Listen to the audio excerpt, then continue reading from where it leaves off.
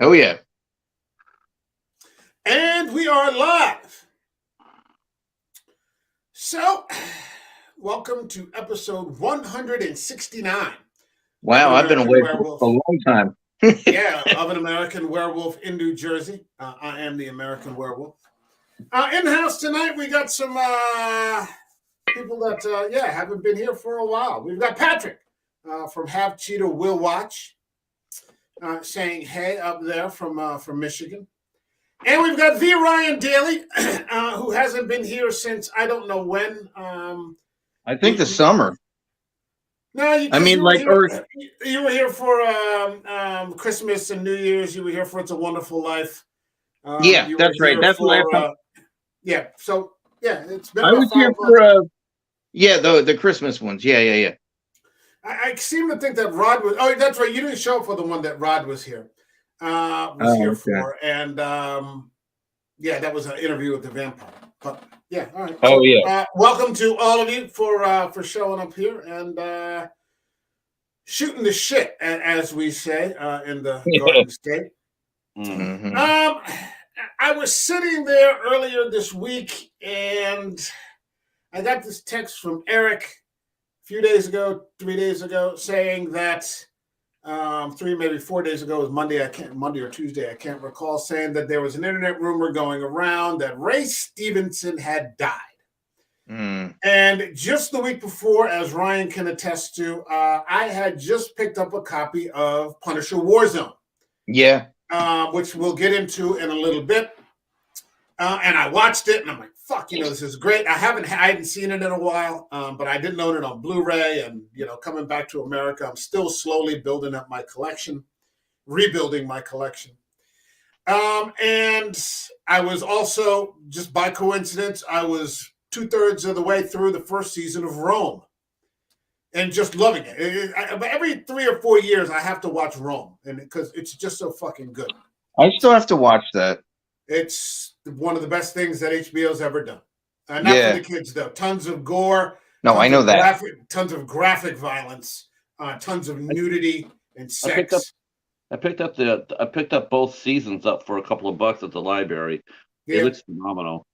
It's an amazing piece of work. Yeah.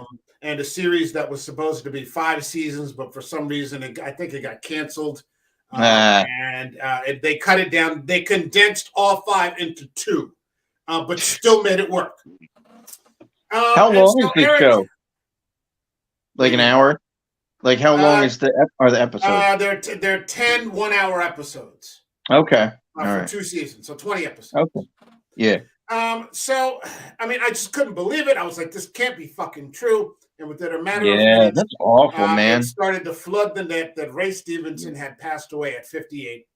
I could not have been more pleased to see him in this Indian epic, having come back from India, RRR, seeing him play the villain, the colonial British officer, just this one-dimensional fucking flat fucking villain, and it just looked like he was having so much fun.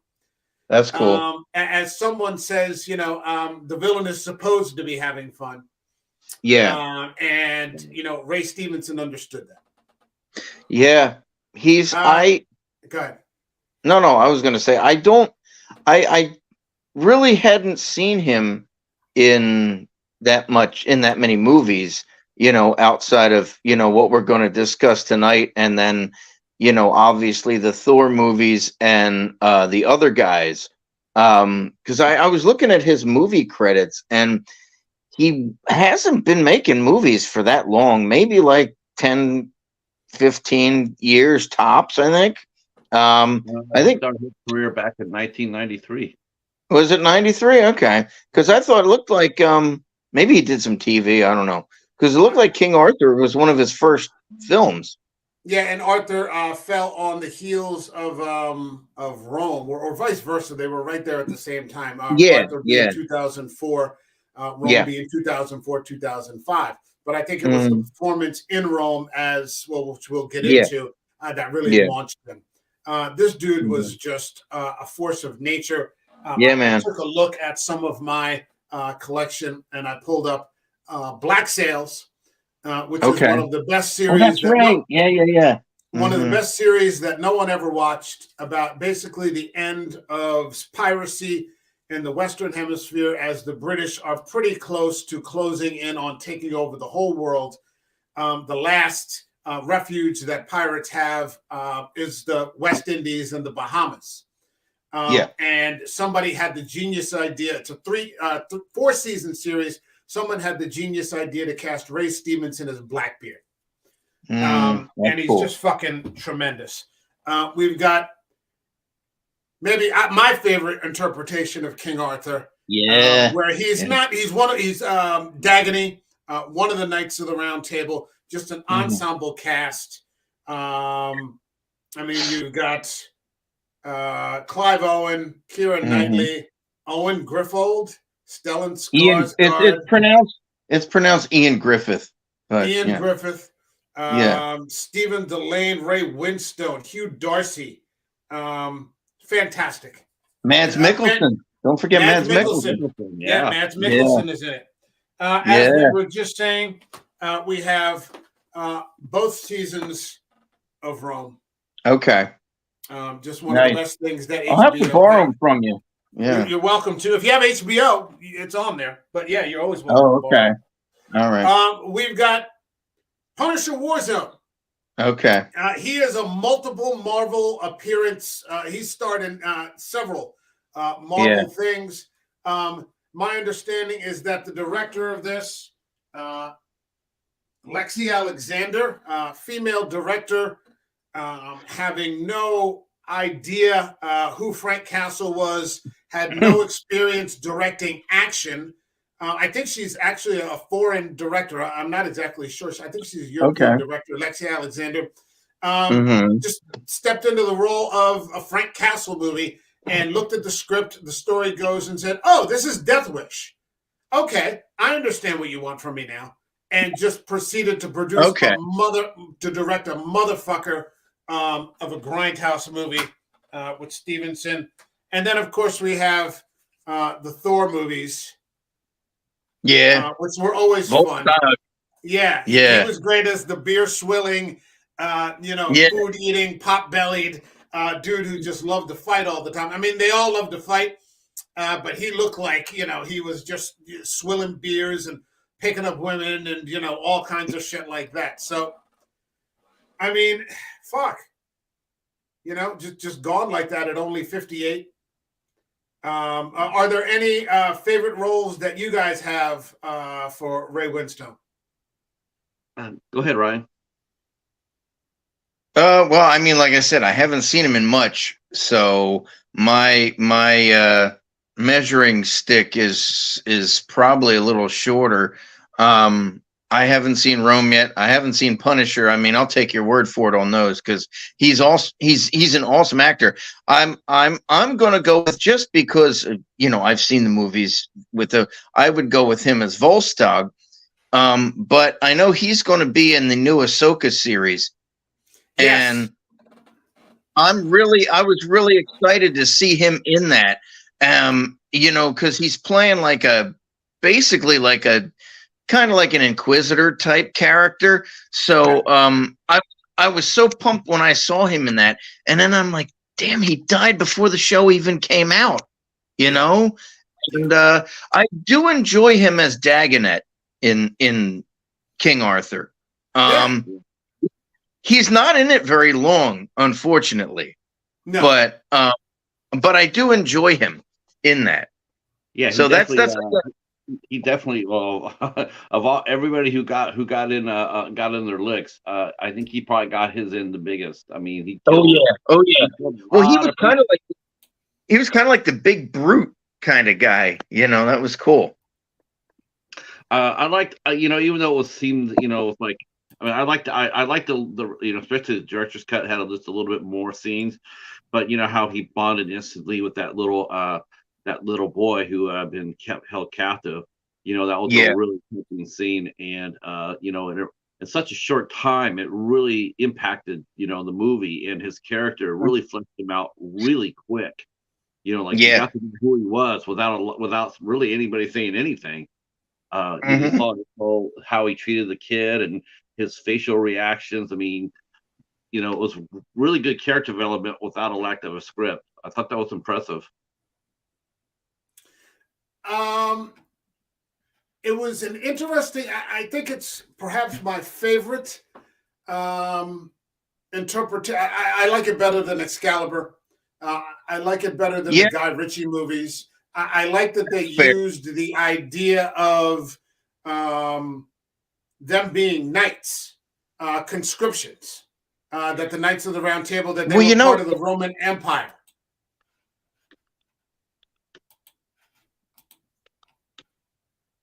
Are you there? Yeah, yeah, I'm here. really. Yeah, I'm here. You're What freezing up. what in this? Me? Ryan, you're freezing. Yeah. Yeah, I'm here. I'm here. Can you see? Okay. I'm So what? talking. Yeah, you're No, I freezing was. up. Oh, well, it's probably my Wi-Fi's crap. No, I was saying what I thought, today, this movie is essentially it could be or is essentially a version of Magnificent Seven. I mean, it's kind of Arthur time. You got seven guys, they're out to do their job, and a couple of them die. Which is interesting too, because Antoine Fuqua went on later to direct a remake of the Magnificent Seven, which I have not seen yet. I'd like to, but it's I just thought of that today. This does kind of have a Western vibe, but what I like about this movie is the historicity of it. It's realistic. It's the only Arthur movie that's set in like the time that it's supposed to be. In the like it's like the 400-500s or something like that. And what I was a little confused at is they call themselves Sarmatians, and in the Sarmatians come from like they're more like Iranian. So I didn't kind of understand that, but I liked that they were the Britons, Britons. It was a lot of, and it was a really cool reinterpretation, like having Merlin be the head of the Picts. They called them the Woads, but they're Picts, which were a Celtic group in Scotland. And it was cool that Guinevere was one of them. So I love all the historical stuff in it and how they tried to make it, realistic. Because let's face it, in other Arthur movies, as much as I like Excalibur, it's weird. I mean, there a lot of Arthur movies, a lot of King Arthur movies tend to get a little weird, I guess, because of like the magic element of it. Right. And you can definitely see that in like Excalibur. I mean, it's Borman, so it's gonna be crazy. Yeah. But like in this, I like that there's no Mordred. I like that there's no Morgan Le Fay. They kind of throw all that out. And the battle even the infidelity with Guinevere. Yeah, they don't have any of that. But and so that's what it was a nice fresh take on it. And also, real quick, the big battle of Baden at the end where they fight, that was actually in the Arthur legends. That was fought in the beginning of his reign. That was actually the battle that when he won that battle, that's when he became king, because that was right after when he pulled the sword out of the stone and all the other like barons and everybody kind of disputed it because who's this kid pulling the sword out and all that stuff.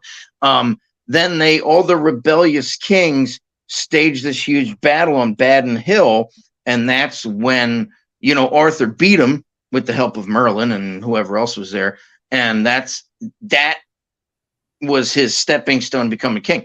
But they made this, which I think it's interesting. Again, they made this kind of the climactic battle, in this movie. But it's still, because it starts before he has become king. He's just a Roman soldier. So it's kind of a riff on that, and I like it. Yeah. It's a twist on that, yeah. And like, just everybody that's in it is good. Like, just got named people that are just in it. I love Ray Winstone's performance as Bors. His portrayal of Bors is hilarious. He's great. Oh, he's He's great. like, Yeah. yeah, he's Oh, like the Volstagg in this movie. He's like the beer swilling, fighting, skull bashing. You know, it's really funny. We got Eric here, and he says Lexus Alexander also directed Green Street Hooligans with Elijah Wood and Charlie Hunnam. It's a really good movie. He was in Book of Eli, yeah, and I neglected to mention that. He is in Book of Eli. He's the heavy that works for Gary Oldman. He's kind of the head henchman, and he wants Mila Kunis. He's in love with Mila Kunis. Okay. And he will also be in Ahsoka. Yeah. Coming out August 6th. Okay. Oh, coming out in August. 6 episodes. Yeah. And then we got Echo Cero saying hello. So what's up, Echo Cero? Thanks for stopping in. Talking a little Ray Winstone. Little Ray Stevenson, excuse me. Yeah, I saw that Diana Inosanto, she posted cast pictures on that when she heard the story, and she's working on the series as well, so she posted a bunch of cast pictures on that. Yeah, he was really good. I mean, I watched the director's cut of the King Arthur, and that's what I have. Yeah, really fleshed it out really nicely. It's a really well done movie. I gotta say, this is one of Anton Fuqua's one of his best films. I thought it was really well done. I mean, it's really well acted. There wasn't any hero speeches really or villainy. I mean, they just really seemed normal people. And with any of that cliche, it was just like, we're gonna die here. So let's make our lives let's make it count. I think what people found refreshing in it was how grounded it was. Ryan says, it doesn't have Gabriel Byrne and a horse, flying across the clouds, to do all the, Uther Pendragon, doing all these things. It's just a straight up battle story. The Britons are being abandoned by the Romans, and it's a matter of who's going to end up winning the land. And if you read about it historically, it's funny that the Saxons, were the invaders. But then they became so prominent, they assimilated with the English and they became the Anglo-Saxons. So an Englander today is called an Anglo-Saxon. But what's even funnier about that is the Briton, like Arthur, the Britons, a lot of them fled to northern France, to Normandy, and the Britons became the Normans. So when the Norman invasion happened in the 1100s, it was almost like they were taking their old land back. I mean, they were considered French, but they were actually the exiled Britons. So let's keep it to Ray Stevenson. I know the history lessons, but I think it's important though with this whole. I mean, because this movie is, like I said, they focus a lot on the history of Britain and things like that. And yes, the Saxons were great. And who better than Stellan Skarsgård? And his son is played by my favorite bastard in Inglourious Bastards, Till Schweiger, who played Hugo Stieglitz. He's Cynric. But yeah, Ray Stevenson's character too, Dagonet, and it's funny, they use the French name. They call him Dagonet, but it's Dagonet. He is, in the traditional Arthur stories, he is the fool. He is basically the court jester. He's Arthur's fool who dons a suit of armor and goes into battle. It's interesting. When I saw Ray Stevenson playing that part, I wonder if they just chose it for the name or what, Well, I mean, the thing about what Ray Stevenson could do was that he could be a killer, and yet at the same time, he could play it completely affable. Oh, yeah. He had this ability to, he could be the good guy, he could be the bad guy, he could be the hero, he could be the villain, but you still loved him. Yeah. You were just like, oh, shit, Ray Stevenson's in this? Okay, I'm watching it. It's going to be good. When I saw him in Book of Eli, Denzel Washington, Gary Oldman, Mila Kunis, Jennifer Beals, Ray Winstone, directed by Antoine Fuqua. about another apocalyptic story, and wanderers. Denzel Washington is playing this wandering guy who may have the last Bible Oh, in the that's right. world. Yeah, he might have the last Bible. And who is the henchman there? But Ray Winstone, working for Gary Oldman. Stevenson, Because, Ray Stevenson. We're getting our Rays mixed up here. Yeah. That's okay. That's okay. So, what did you guys think of that one? Did you? I didn't see Book of Eli. I haven't watched Book of Eli yet, but I will. I haven't watched it, but I will say the one there as far as you're saying how he can morph into any role. One of the roles that I really liked him in, he did a movie. He actually did two, and one of them was like his last movie. But he did a movie called Accident Man with Scott Adkins. And let me tell you, he played Big Ray, and he ran this bar that was populated by all these multiple hit people, and they come in there and get business from him, and then they do their duty. And so, but he played in both those movies, and he was a lot of fun. He looked like he's having an absolutely a blast. Accident Man, the first one, action packed to the gills. Scott Adkins, Michael J. White, Ray Park, Amy Johnston, and just a crazy ass movie, and a lot of fun. But the movie that sticks out to me about Ray Stevenson, I know you guys were mentioning King Arthur, but another movie I thought he was really good in, and it was only a 3-person film, and that was a movie called Cold Skin. That was done by Xavier Gens, and man, that is a movie worth looking up. It is a really good movie, strong, and both of those movies right now, Accident Man and Cold Skin, are available on Tubi. Okay, all right. Yeah, for you to the watching, and it's a phenomenal movie. It really is. What's it about? You don't know if he really is he a hero? Is he a villain? It's an interesting take. And I won't give it anything away from it, but just tell us what the plot is. The plot is there's a lighthouse, and every once a year they send out they have a one guy watching the lighthouse, and they send out a scientist to change out, and he's going to be doing an experiment. Well, when this happens, what happens is that they've discovered a race of beings, underwater beings, that are sort of humanoid, but they're in the water. And Ray Stevens' character has kidnapped one and is trying to make it into basically a servant. And the scientists there and him try to fight off these hordes who want her back. And so it goes into the morality of, like, do you keep this person? Do you let them go? It's incredible find for science. I mean, do you study her? I mean, it's just a really good movie and a very human. And I enjoyed it. I mean, I really enjoyed his performance too. And like I said, he was really great in The Accident Man too. Funny as hell. Good menace. Good menace. He was never someone who got a lot of dramatic roles. Yeah. He'd be thrillers, he'd be action. He could clearly do comedy. But yeah, you never saw him in any great dramatic roles. And who knows? Maybe he didn't. Maybe he didn't want that. It could be one of those things too, where you just kind of go where you're needed. Exactly. You find what you're good at and go with it. I mean, I was having this conversation yesterday about Jennifer Tilly.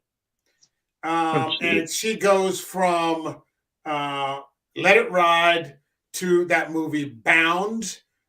She started out doing real dramatic, film and cinema. And then somehow she just got derailed. And she ended up in, the Chucky series. And, it just, what happens with that? And someone was saying, well, she was attractive. Someone said she's really attractive, but it's the voice. And so the voice just ended her kind of getting typecast as this sort of bimbo. But at the same time, she had great chops. But I mean, I guess those are good problems to have. I mean, it's like when Peter Cushing was saying, I would love to do more dramatic stuff. I would.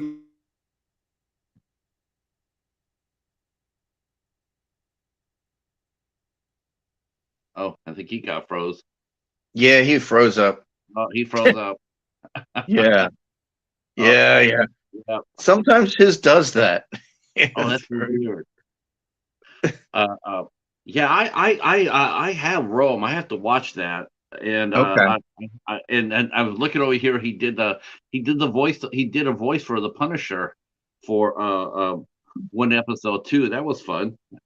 He was also he did voice work in he was involved in Star Wars, not just with Ahsoka, but he was in Rebels and he was in the Clone Wars. He was a voice actor. Yeah, he played a Mandalorian in both, and he played the same character in Rebels and Clone Wars. No, I was going to say I always wanted him to be in a Bond movie, to play a Bond villain, or at least like he would be right at home in a Bond movie, I would have loved to have seen him as a 00, like 008. Yeah. Or something like that. That would have been fantastic. That would have been a dream role, man. Oh man, him and Daniel Craig, that would be, man. Yeah, oof, that's going on a killing tear. Yeah. It's a shame, and I didn't know he was only 58. I mean, he looked older, but did they say what he died from? No, not yet. I imagine it's probably some kind of heart attack or something like that. Yeah, he didn't seem to live a hard life. No, the details. He was a perfect gentleman, and he was a really nice guy. And yeah, he's one of those guys you'd like to meet at one of those Comic Cons or something. Like that's the thing. I always like the character actors over like the lead guys, because the character actors are the ones when you meet them, they're the ones who are like regular people. You can talk to them, you can joke around, that kind of stuff. I was listening to the Nerdrotic stream yesterday, the Nooner, the real BBC, I can't remember, but they were talking about Ray Stevenson, and the one guy Gary owned a comic book store for 10 years, and so when Punisher Warzone came out, they actually had Ray Stevenson appear at his comic shop. Wow, that's cool. And they and he showed a big picture, and he's got him and Ray Stevenson. It's like the cardboard cutout of him and playing Frank Castle. And he said they had people there like 8 hours, lined up around the block all day. Jeez. And he was only supposed to be there for a certain amount of time. But he's like, oh, don't worry about it. He stayed the whole day. He met everyone. He didn't leave until everyone had been talked to and gotten an autograph and said he could not have been nicer. He goes, that's cool. My whole life I spent one day with the guy, but my impression of him was that he was just a really cool dude. He said he couldn't have been nicer, friendly, loved to talk to you, not standoffish or something. I heard this story the other day. This guy was saying that he met Jason Momoa at a con. Yeah. He said Momoa was drunk at the con. And he was all standoffish. I guess he's drunk and he didn't feel like talking anymore or whatever. And he's like, it couldn't have been more of a disappointment. He was all amped about seeing Momoa, and Momoa is just half lit in the middle of the day, and he just doesn't want to talk to anybody. That's the thing. Like with the leads, the guys who play leads, they probably 9 times out of 10 will come off as arrogant or something. But everybody I've met at Monster Mania Con and those things, everybody's been awesome. You can talk to them like a regular person. You don't have to be nervous or say stupid stuff to try and impress them. And they understand. The character actors can kind of separate what they do from reality. It's like our society. And I was just thinking about this because they were talking about that whole con festival and then all that red carpet crap, is that our society treats these people like royalty, and they're actors. I No, mean, no, I it's don't get that myself. I mean, I don't get that. I've been no, around hundreds of people like that, of yeah, well-known bands and stuff like that. I've been around them all my life, all my that's career, cool. and I never met anybody. I only met like a handful, literally a handful on one hand, that were just total assholes. The rest of them are Wow. super nice people. The fans on the other hand, I met a lot of assholes there. But Oh as far as yeah. Oh performers yeah. themselves, very nice, very nice, Yeah. very easy to talk to.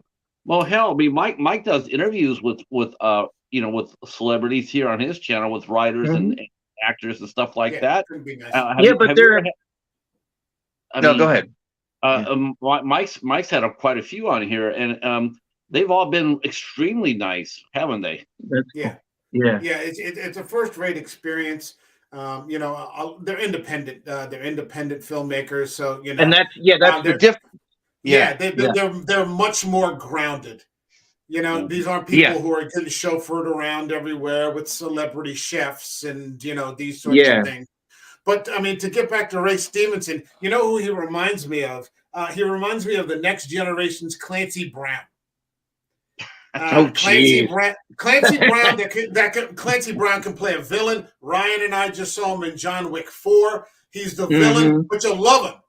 You'll love him. And he Oh said yeah. very little, but when he did say something, everybody listened. Even like the main villains in John Wick Yeah. 4. When that guy spoke Yeah. up, he was like, okay, Yeah. like don't push it, don't push it, Yeah. And he reminds me. He has that same kind of presence, that sort of He's ominous thing that yeah. he could just, but and I, yet it's fun.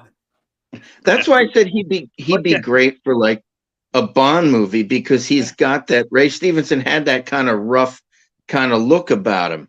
yeah, He's not this suave guy. Like that's why he was perfect as Volstagg. Personally, I thought he was kind of channeling Gimli a little bit with Volstagg. He kind of reminded me of like Gimli a little bit the way he was his annex and stuff. But yeah, I liked it. I like those actors who are a little rougher, yeah, Yeah. those guys. They're not pretty boys, he kind of also reminds me a little bit of Sean Bean, you know. sure. He's got kind of the Sean Bean thing going on too. But yeah, it's again it's him and all those character actors and stuff who I think a lot of people can relate to. And that's the thing, Yeah, like, why do we like Ray Stevenson? He's a good actor, number one, He's but he's intimidating. also a decent person, I mean, I think it's just one of those things. We're just attracted to certain people's acting styles and the characters they play. yeah, Like I obviously I can't speak for Ray Stevenson, but look at the kind of parts he always played. He might not have always been the leading man, but when he was, like in Punisher, he's a badass. So and that's his performance in Punisher, many people say, is the quintessential Punisher, even over Do you think he? Barenthal. Do you think he's Because better than Thomas Jane? I don't know. That's a push. That's a hard one because that's a Thomas tough Jane. one. Yeah. In I own, Punisher, with Thomas Jane. Yeah. It certainly was rougher. It was Okay. more violent. This is like the Punisher is like, you can see all these. Maybe you can't. I've got a stack of about 2 feet high of Punisher Okay. graphic novels here, Oh but wow. they're ultra violent, graphic Oh yeah. depictions, Yeah. especially the Garth Ennis run. And Yeah. what Jane didn't capture was, it was a little stylized with John Travolta, and Will Patton and all this.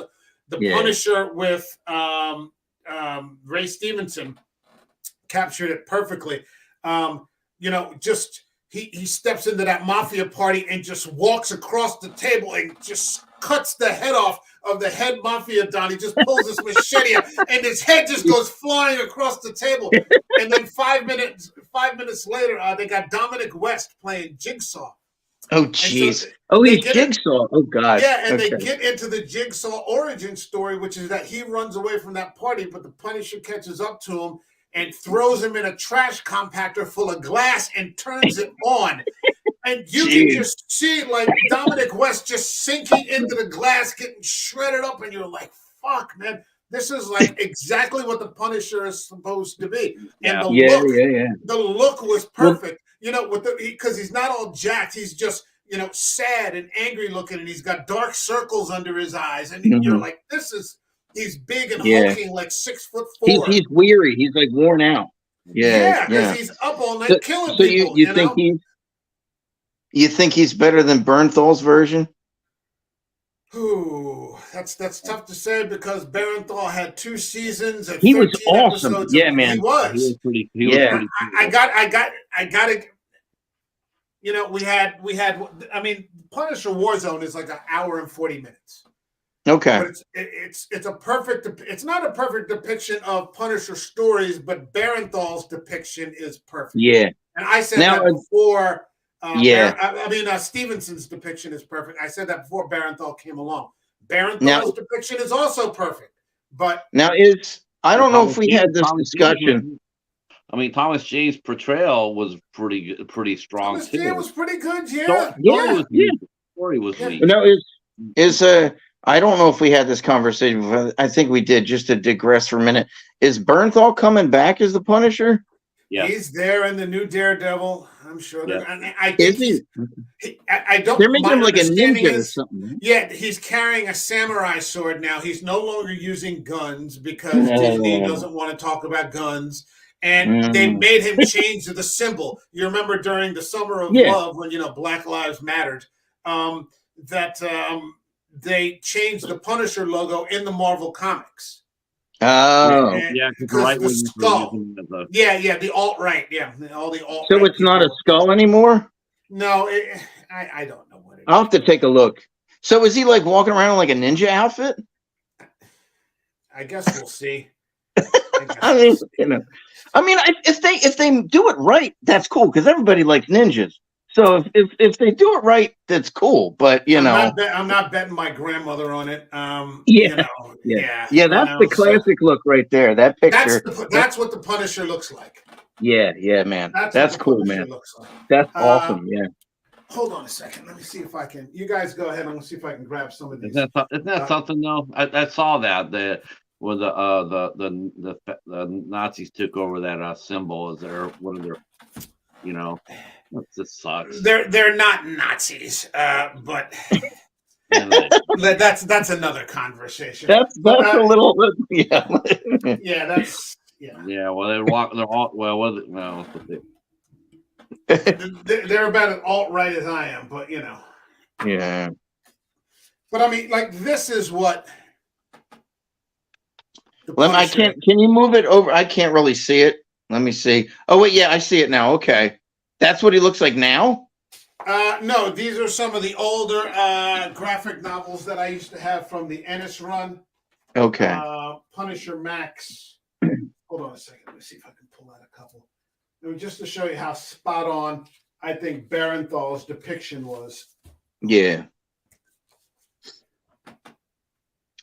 Okay, yeah, I see that. Yeah. That's cool. And these are the Garth Ennis ones? Yeah, these are the Garth Ennis. Okay. Huh. Okay. Rollins. Valley Forge is just a great fucking story. Okay. But he's just this tall, hulking, greasy-looking kind of guy, and that is, Stevenson's look. Just captured that perfectly. Yeah, that's cool. It's good stuff. If you ever get a chance, or if you want to borrow it, you can. Okay. You can't watch it with the kids. No, obviously.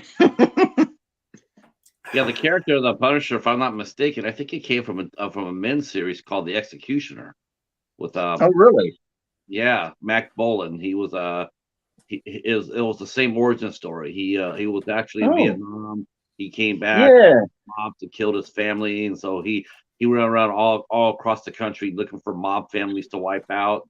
And then they wrote as many as they could, and then they converted them into a government agent. Okay. Because the Executioner books were pretty fun to read. Okay. Well, yeah, because the Punisher came out in the 70s, right? I think. Yeah.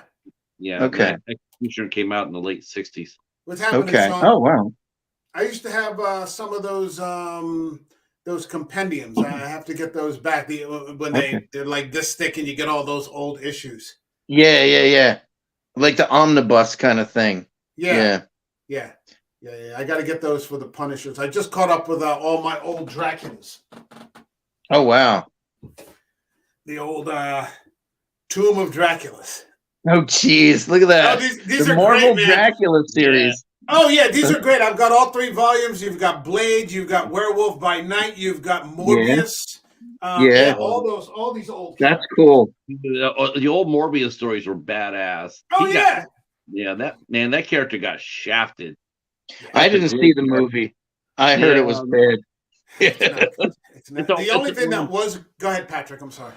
I was gonna say that it was, they put Jared Leto in there, and that came after he had a terrible run on Suicide Squad, and they comboed that with an origin story, and it's rough. It was gonna be rough sailing, and I haven't watched it yet, but I was one of my favorite characters when I collected comics. Sure. Yeah. Morbius was a really interesting character. Sure, especially if he was a recurring character in Spider-Man. Yeah, that's where I knew him from. Yeah. Yeah, he was because he was street level. Yeah. It was street level Marvel, and that sometimes was the best of Marvel.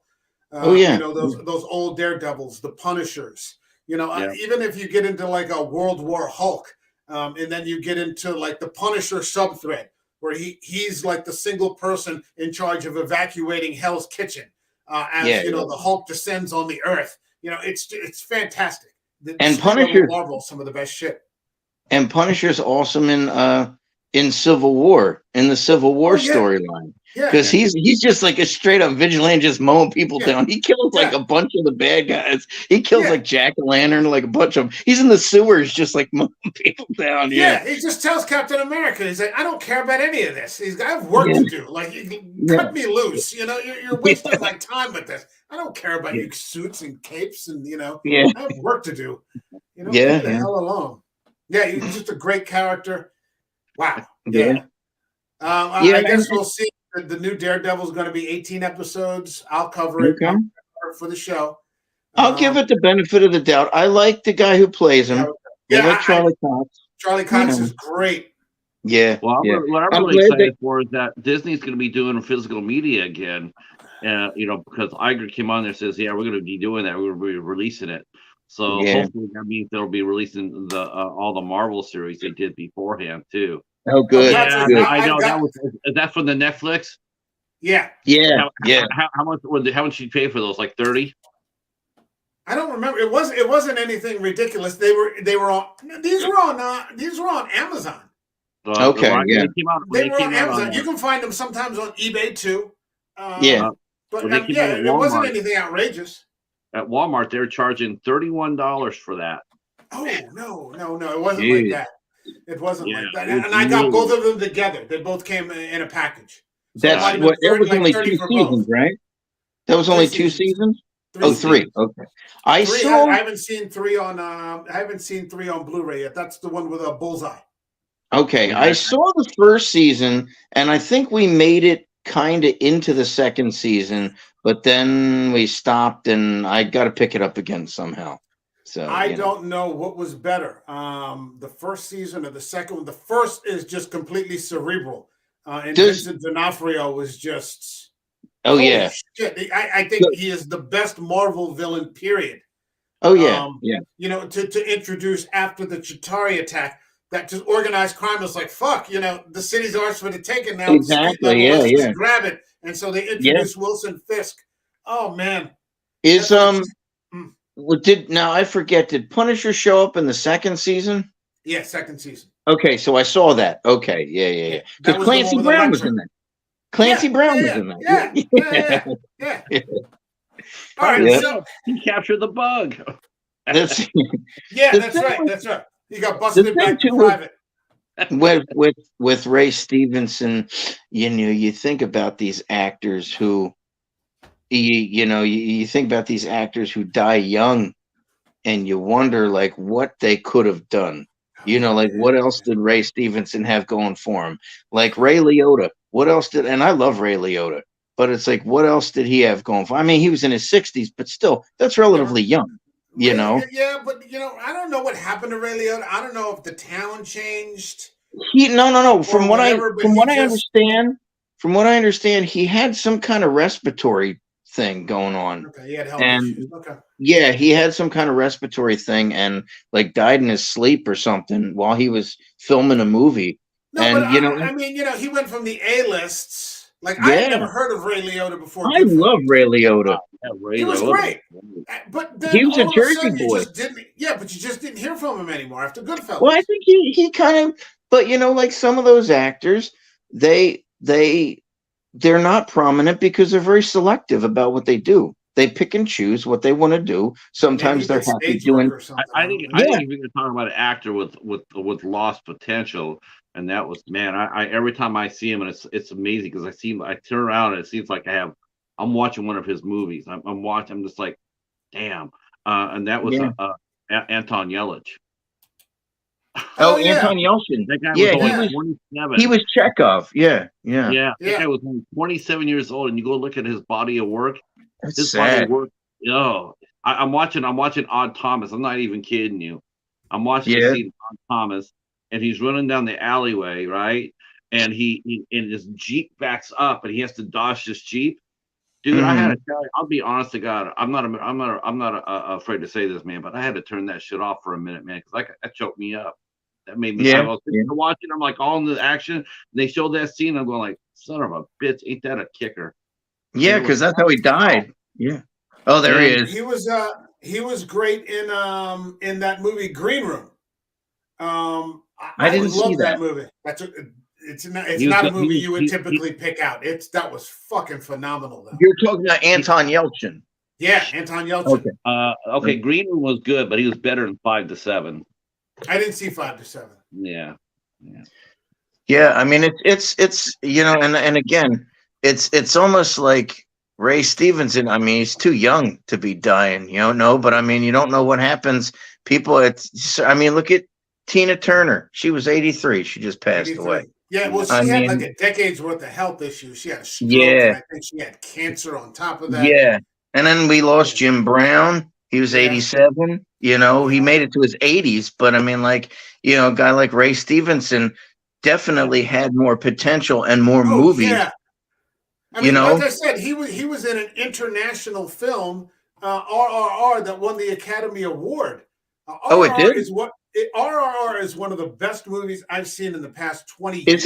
Does that stand for something? Or what is it? I don't know what it does I don't know that it does off the top of my head. Didn't it win Best Foreign Film?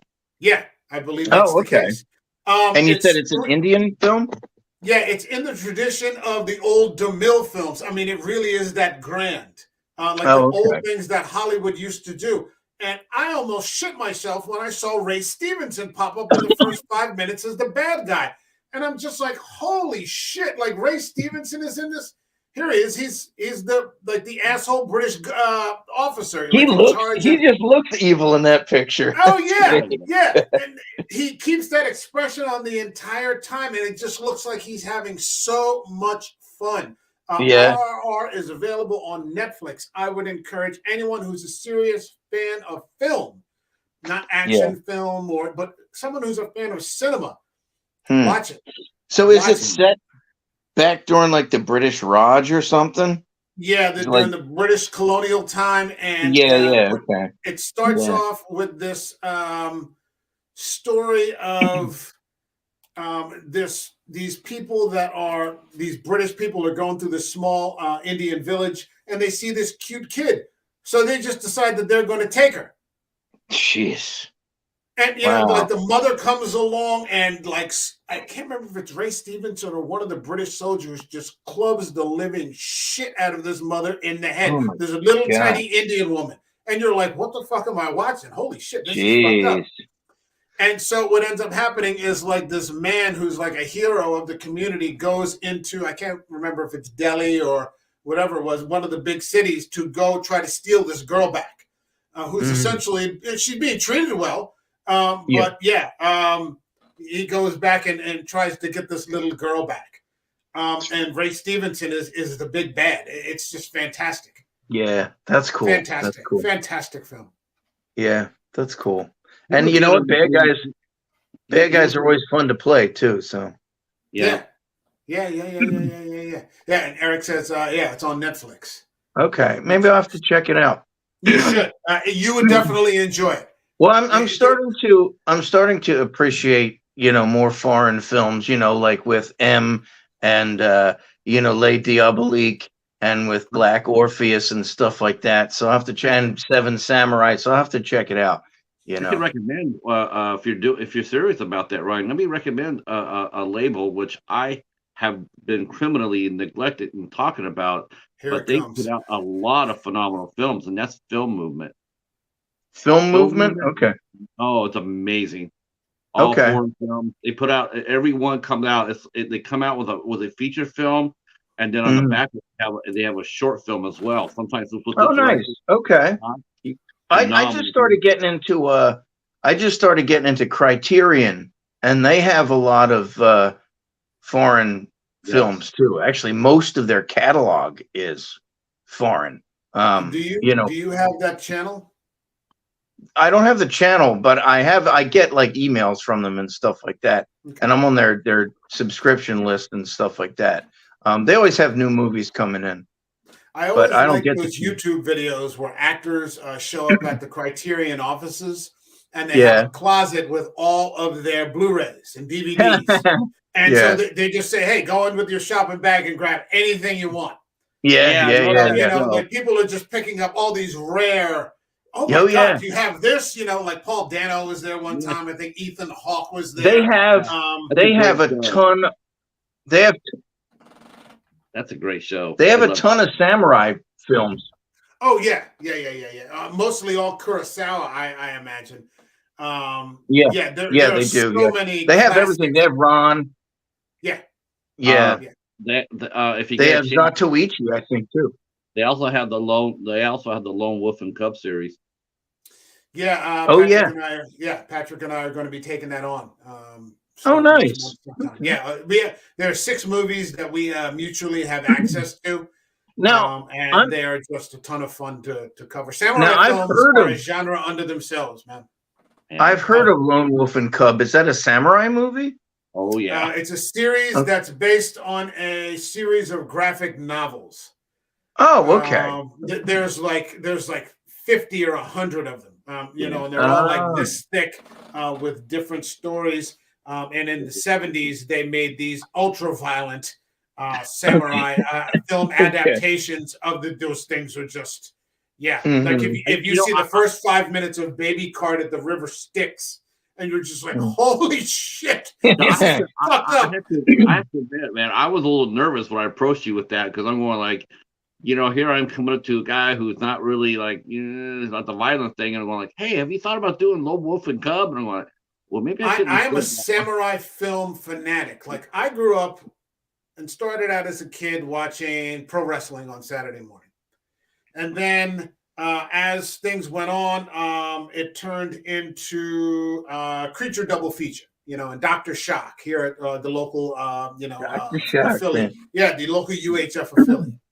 And then as we moved on into high school, you got what around here was called Black Belt Theater. And they were the Kung old Fu Theater. They were the old Run Shaw. Chinese they were great. Just Five Deadly Venoms and Duel of the Iron Fist and Tattoo Connection. You even saw a couple Jim Kelly movies.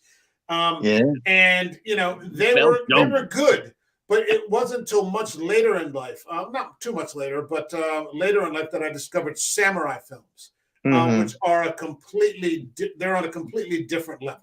Not focusing on hokey action, but actual good story. I think people get samurai movies confused with martial arts movies, and they're totally two different genres. Not the same thing. There was a short period around the 2000s, the aughts, where Chinese films were getting it perfect. You had your Crouching Tigers, you had your Jet Li Heroes, you had your House of Flying Daggers. Those sorts of things, but then it just fizzled out again.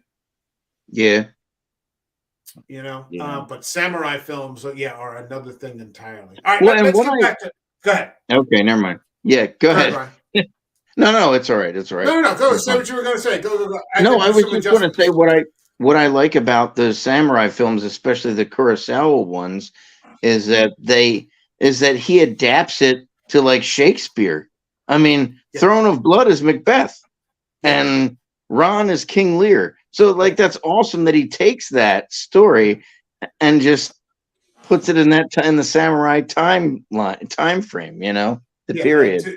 To adapt Rashomon, the Hidden Fortress, which a lot of Lucas used. That's a lot of that was a big influence. Lucas used for Star Wars.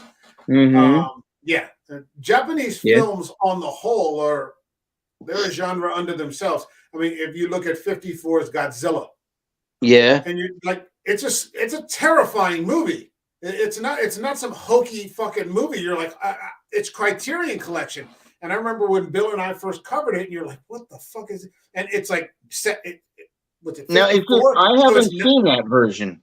I haven't seen the Criterion version. You're welcome to come over and watch it. You're welcome to borrow it, but it's set 9 years after the war, and all Godzilla movies are a metaphor for Japanese catastrophe. So this was the plight of the Japanese 9 years after having 2 nuclear bombs dropped on them. And it's fucked. And you're like, wow, this is really fucking good. This isn't like, what I saw in the 70s. Pearl Harbor, Serious movie. Serious fucking movie. All right, let's get back to Ray Stevenson now. Mm-hmm. And I'm disappointed, I have to say, with you two. No one has seen Rome. What? Yeah, but no one has. Oh, Rome, yeah. I haven't seen it, no. But I have. Does it count that I have it? It counts. It counts. Okay. But this is the role that probably launched his career.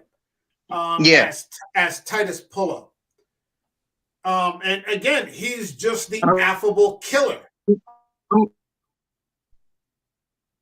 I was gonna say, the movie that I first saw him in his filmography.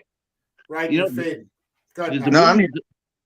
the movie that I saw him in, I mean, I know that he did Punisher Warzone, but it came out, but it really didn't get a lot of buzz. It did okay. It didn't do like the first one did, and he was main support or he's supporting Book of Eli, but it wasn't like the big name. The first time I ever really heard of Ray Stevenson, and as far as being a star, was the movie Kill the Irishman. That was the first time I actually heard his. Oh, he's in that? Kill the Irishman? Yeah. Here it is. Yeah, that was the first time I ever saw him when they were doing the previews and all that. Yeah, he's the mob guy. He's Danny Green. Yeah. Okay. Yep, that's the first time I ever saw him as far as being a leading man. I'll have to watch that. Oh, D'Onofrio's in that. Yeah. Christopher Walken. Val Kilmer. Yeah. Paul Sorvino. Yeah, I'm looking at his filmography now. His first movie was in 98. Yeah, The Theory of Flight. And he was in a version of The Three Musketeers. Yeah, I missed that. One of the newer ones, I didn't know that was around. I mean, I didn't know. That's out this year, the French one. Is that the one he did with Mila Jovovich? Was the Mila Dope. Oh yes, it's her husband directing it. That Paul W.S. Anderson guy. I think that's her husband. Yes. Who's playing the Three Musketeers? I don't know. It looks like she's playing, unless she plays De Winter. Let me see. Yeah. Who does Ray Stevenson play? He plays Porthos. I was going to say it had to have been Porthos. Yeah. Yeah, Luke Evans is in it. Yeah, Mila Jovovich plays Milady De Winter. And Mads Mikkelsen is in that too. He plays Rochefort. I love Mads Mikkelsen. I love Mads Mikkelsen. Yeah. I love Mads Mikkelsen too, and I was just saying this on Twitter earlier today or last night. In America, he's just been typecast as a villain. Yeah, he's capable. Like if you see the work that he's doing in Denmark, which is available on any streaming service because it's Mads Mikkelsen. He can do comedy. He can do like real, like dramatic, dramatic cinema. He can do action. But here he's always the bad guy. It's like ever since he played Hannibal, He's been Yeah, typecast. yeah, yeah. But I'm looking sure at this. I'm he's looking at this trying all Three the way to the bank. Musketeers. I'm looking at this Three Musketeers. Also, Till Schweiger's in it. Yeah. Orlando Bloom. Christoph jeez. Waltz plays. Christoph Waltz plays Cardinal Richelieu. Oh, That's jeez. interesting. I'll have to see this movie. It's probably insane, but I'll have to see it. Yeah, it sounds crazy. My Yeah. favorite Three Musketeers movie is The Man in the Iron Mask. Mine too. Oh, the one with DiCaprio? Yeah, Yeah. and Gabriel Yeah. Byrne and John Malkovich and mine too. who? Gabriel Byrne, Gerald Depardieu. Yeah, Depardieu. Jeremy Irons and John Malkovich. Yeah. Yeah. That's right. That's a good one, man. That's Really a good good. one. I like the old school Three Musketeers, the one from the 70s. Michael York? Yeah, and Christopher Oliver Lee. Reed. Yeah. Christopher Lee is Rochefort, and Charlton Heston is Richelieu. Yeah, that's a great one. Yeah. Raquel Welch is in that. Yep. Faye Dunaway. Yep. Faye Dunaway played Lady de Winter. Yeah. Oliver Reed. Yeah, and who else? Richard Chamberlain, right? Yeah, it's Richard Chamberlain. Yeah, Richard Chamberlain was the D'Artagnan. Yeah.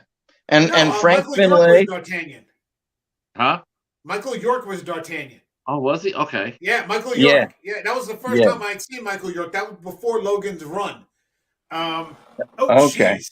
Yeah, Michael York.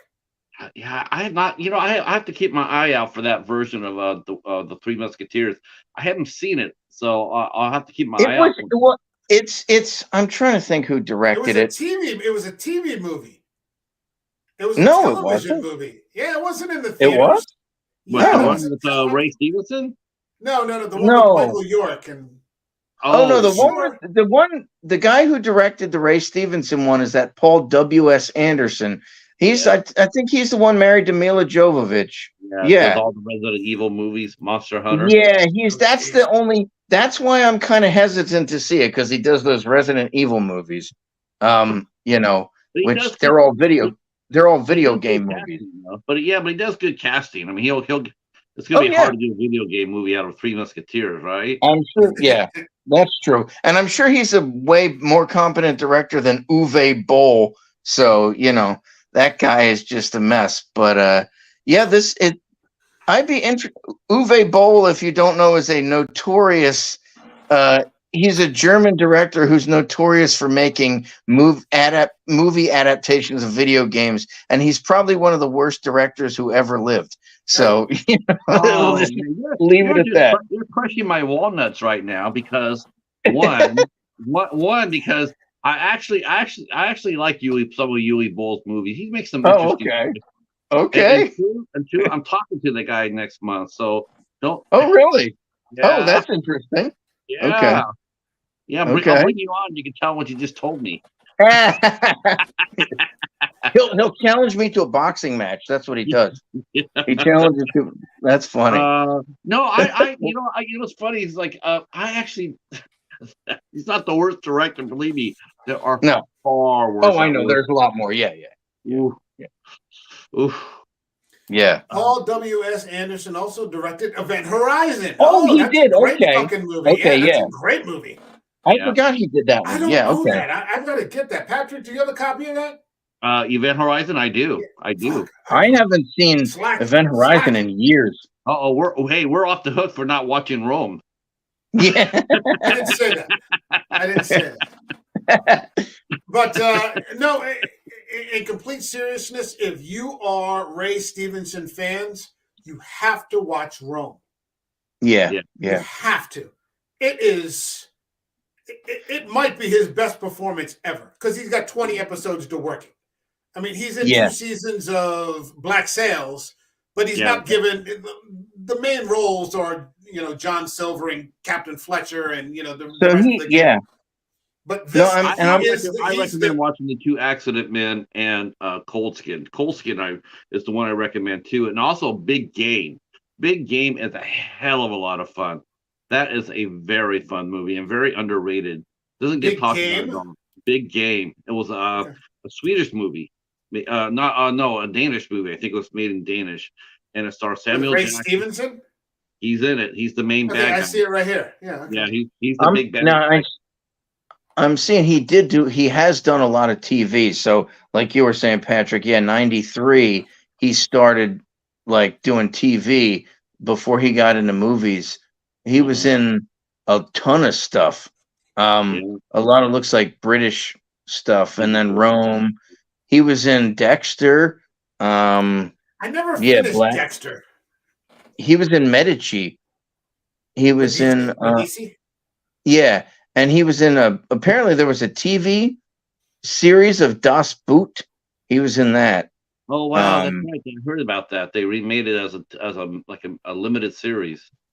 Huh, that's interesting. I think it came out on Netflix. They didn't have to. Was it Wolfgang Petersen's version was just. Oh yeah. Oh, that's a perfect fucking film. I don't know why they remake perfect movies like that. I just don't. They remade Ben-Hur. They remade Ben-Hur. Yeah, I believe that. That's just no one cares. That's just it just blows my mind. They made a White Man Can't Jump, and I looked at it and went like, I have no idea who either one of these guys are at all. They remade it actually wasn't bad. They remade the Ten Commandments. Has anybody seen that? They did with Christian Bale. They did. Christian Bale was Moses. No, they're not. Well, he'd probably be. I'd watch him play anything. He's awesome, so he can be Moses. It's actually interesting, and there's no burning bush. It's a little kid. It's a little kid that only he can see, and like that's Aaron Paul plays Joshua. Yeah, Aaron Paul plays Joshua, and who plays the Pharaoh? Joel Edgerton. I think it's Joel Edgerton plays Pharaoh. Wait, and John Turturro plays the original Pharaoh. It's not as good as DeMille's version, but it's interesting. It's interesting. You know how sometimes you can have people of quality and they can lift it a little bit? Yeah. It's like that. It's Ridley Scott. Ridley Scott directed it. Oh, okay. Oh, Ridley are you Scott, talking about Gods of Egypt? Yeah, no, that's that awful movie with the guy from 300. Where they had because that was one of the things I think. Like, why did they get a white guy to play Pharaoh? Gods of Egypt is not that terrible. Some of the effects are a little bit wonky, but it's still a really fun popcorn movie. What's his name though? What's his name? The guy who played Leonidas. The guy who played Leonidas. Gerard Butler. Oh, Gerard Butler. This is Gods and Kings, I think. Exodus. Gods and Kings. Yeah. It's Ridley Scott. It's Ridley Scott. I was curious as to why they cast Joel Edgerton as Pharaoh, but I guess like what? Like, why don't you get an Egyptian guy? I mean, Remember what Ridley Scott said about that? What? He's like, he just came out. He's like, if I get somebody named Khabib Labib, and he said it just like that. He's like, no one's going to know who that is. Like, no one's going to come to the movie to watch Khabib Labib, star in this movie. It's not going to make any money. He goes, so he put, like Heston. Heston's not Jewish. He plays probably two. But Yul Brynner, even though Yul Brynner wasn't Egyptian, he at least was a convincing. He was. I guess I hate to use the word ethnic looking enough, but he was. He could pass as an Egyptian guy. So Anne Bancroft was not Egyptian. Okay, yeah. Was she in that? Yeah, she was. His sister. No, she was the guy that was married to Yul. She was married to Yul Brynner. She was the Pharaoh's wife. Yeah, it was Anne Bancroft. Yeah, she was trying to get him into Moses' pants. And she's always trying to fuck him. Yeah. And then I think Vincent Price was in it too. So John Derek. John Derek plays Joshua. Yeah. Maybe the worst. That's still one of the best movies ever, though. I mean, the Ten Commandments. That's what During the Easter season, it's mandatory watch. Yeah, they showed on network TV. They showed two movies still on network TV of the 60s. They show the Ten Commandments and they show The Sound of Music every year on ABC. Wow. Do they still do that on ABC? Okay, great. Because I remember it was every Palm Sunday. Palm Sunday, the Ten Commandments was playing. It started at 7 at night and ran all the way to 11 commercial. The Ten Commandments is just one of those one of those movies. It's just one of those rare, Timeless. like perfect movies. You know, It's timeless. It's really yeah. timeless. And Ben-Hur. I mean, both of them. But you know, I think I prefer Ben-Hur. yeah. Okay. That line in the film where the woman that he's in love with, I can't remember her name, and she just says, "The stone that fell all those years ago is still falling." You know, and I'm like, wow, that's one of my favorite lines. Was that Ava Gardner? No, she played Esther. What was her name? Ben-Hur.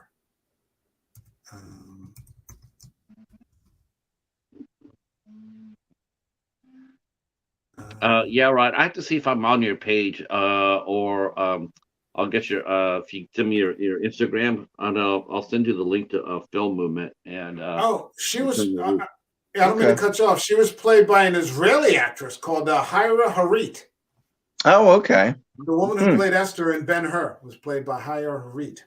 Huh, I'm looking at Ray Stevenson's, filmography. He was in a movie in 2012 called Jane Mansfield's Car. It was directed by Billy Bob Thornton, and it's got Robert Duvall. It's got Robert Duvall, John Hurt, Kevin Bacon, Francis O'Connor, and Robert Patrick. I don't know what it's about, but that sounds backwoods. That was a Stephen King story, wasn't it? I don't think so. No, that doesn't sound familiar. It's a guy. The guy who oh wait, no. What am I saying? Billy Bob Thornton. Yeah, I didn't know he directed All the Pretty Horses, but that's a rough movie, man. Cormac McCarthy. Oh yeah, is that what that is? That's the first part of the Border trilogy. It just looks like it's a. Okay, no, this looks like in kind of an independent film. I mean, Ray Stevenson kind of did like both. He did like a lot of commercial stuff, but it looks like he did some kind of indie stuff too. Oh, here we go. This is probably his best film on the list. G.I. Joe Retaliation. I'm kidding, but it was Eric. Eric dared me to mention that last night. He's like, if you get on here, I bet you're not going to mention G.I. Joe Retaliation. I'm like, you're absolutely fucking right. I mentioned it, so Eric, you're good. I mentioned it. Yeah, is that the one? Yeah, Eric, if you're in the chat, Ryan brought it up. Is that the one with Bruce Willis? Yes, Bruce Willis. Oh, that movie's awful. I tried to watch it for like 20 minutes. I'm like, fuck this movie. I refuse. I refuse. I refuse to see this movie. It's that's the one with Dwayne Johnson as Roadblock. Yeah. Yeah, I tried. I really tried. I'm like, okay, fuck it. How bad can it be? And I'm like 20 minutes. Wait a minute, though.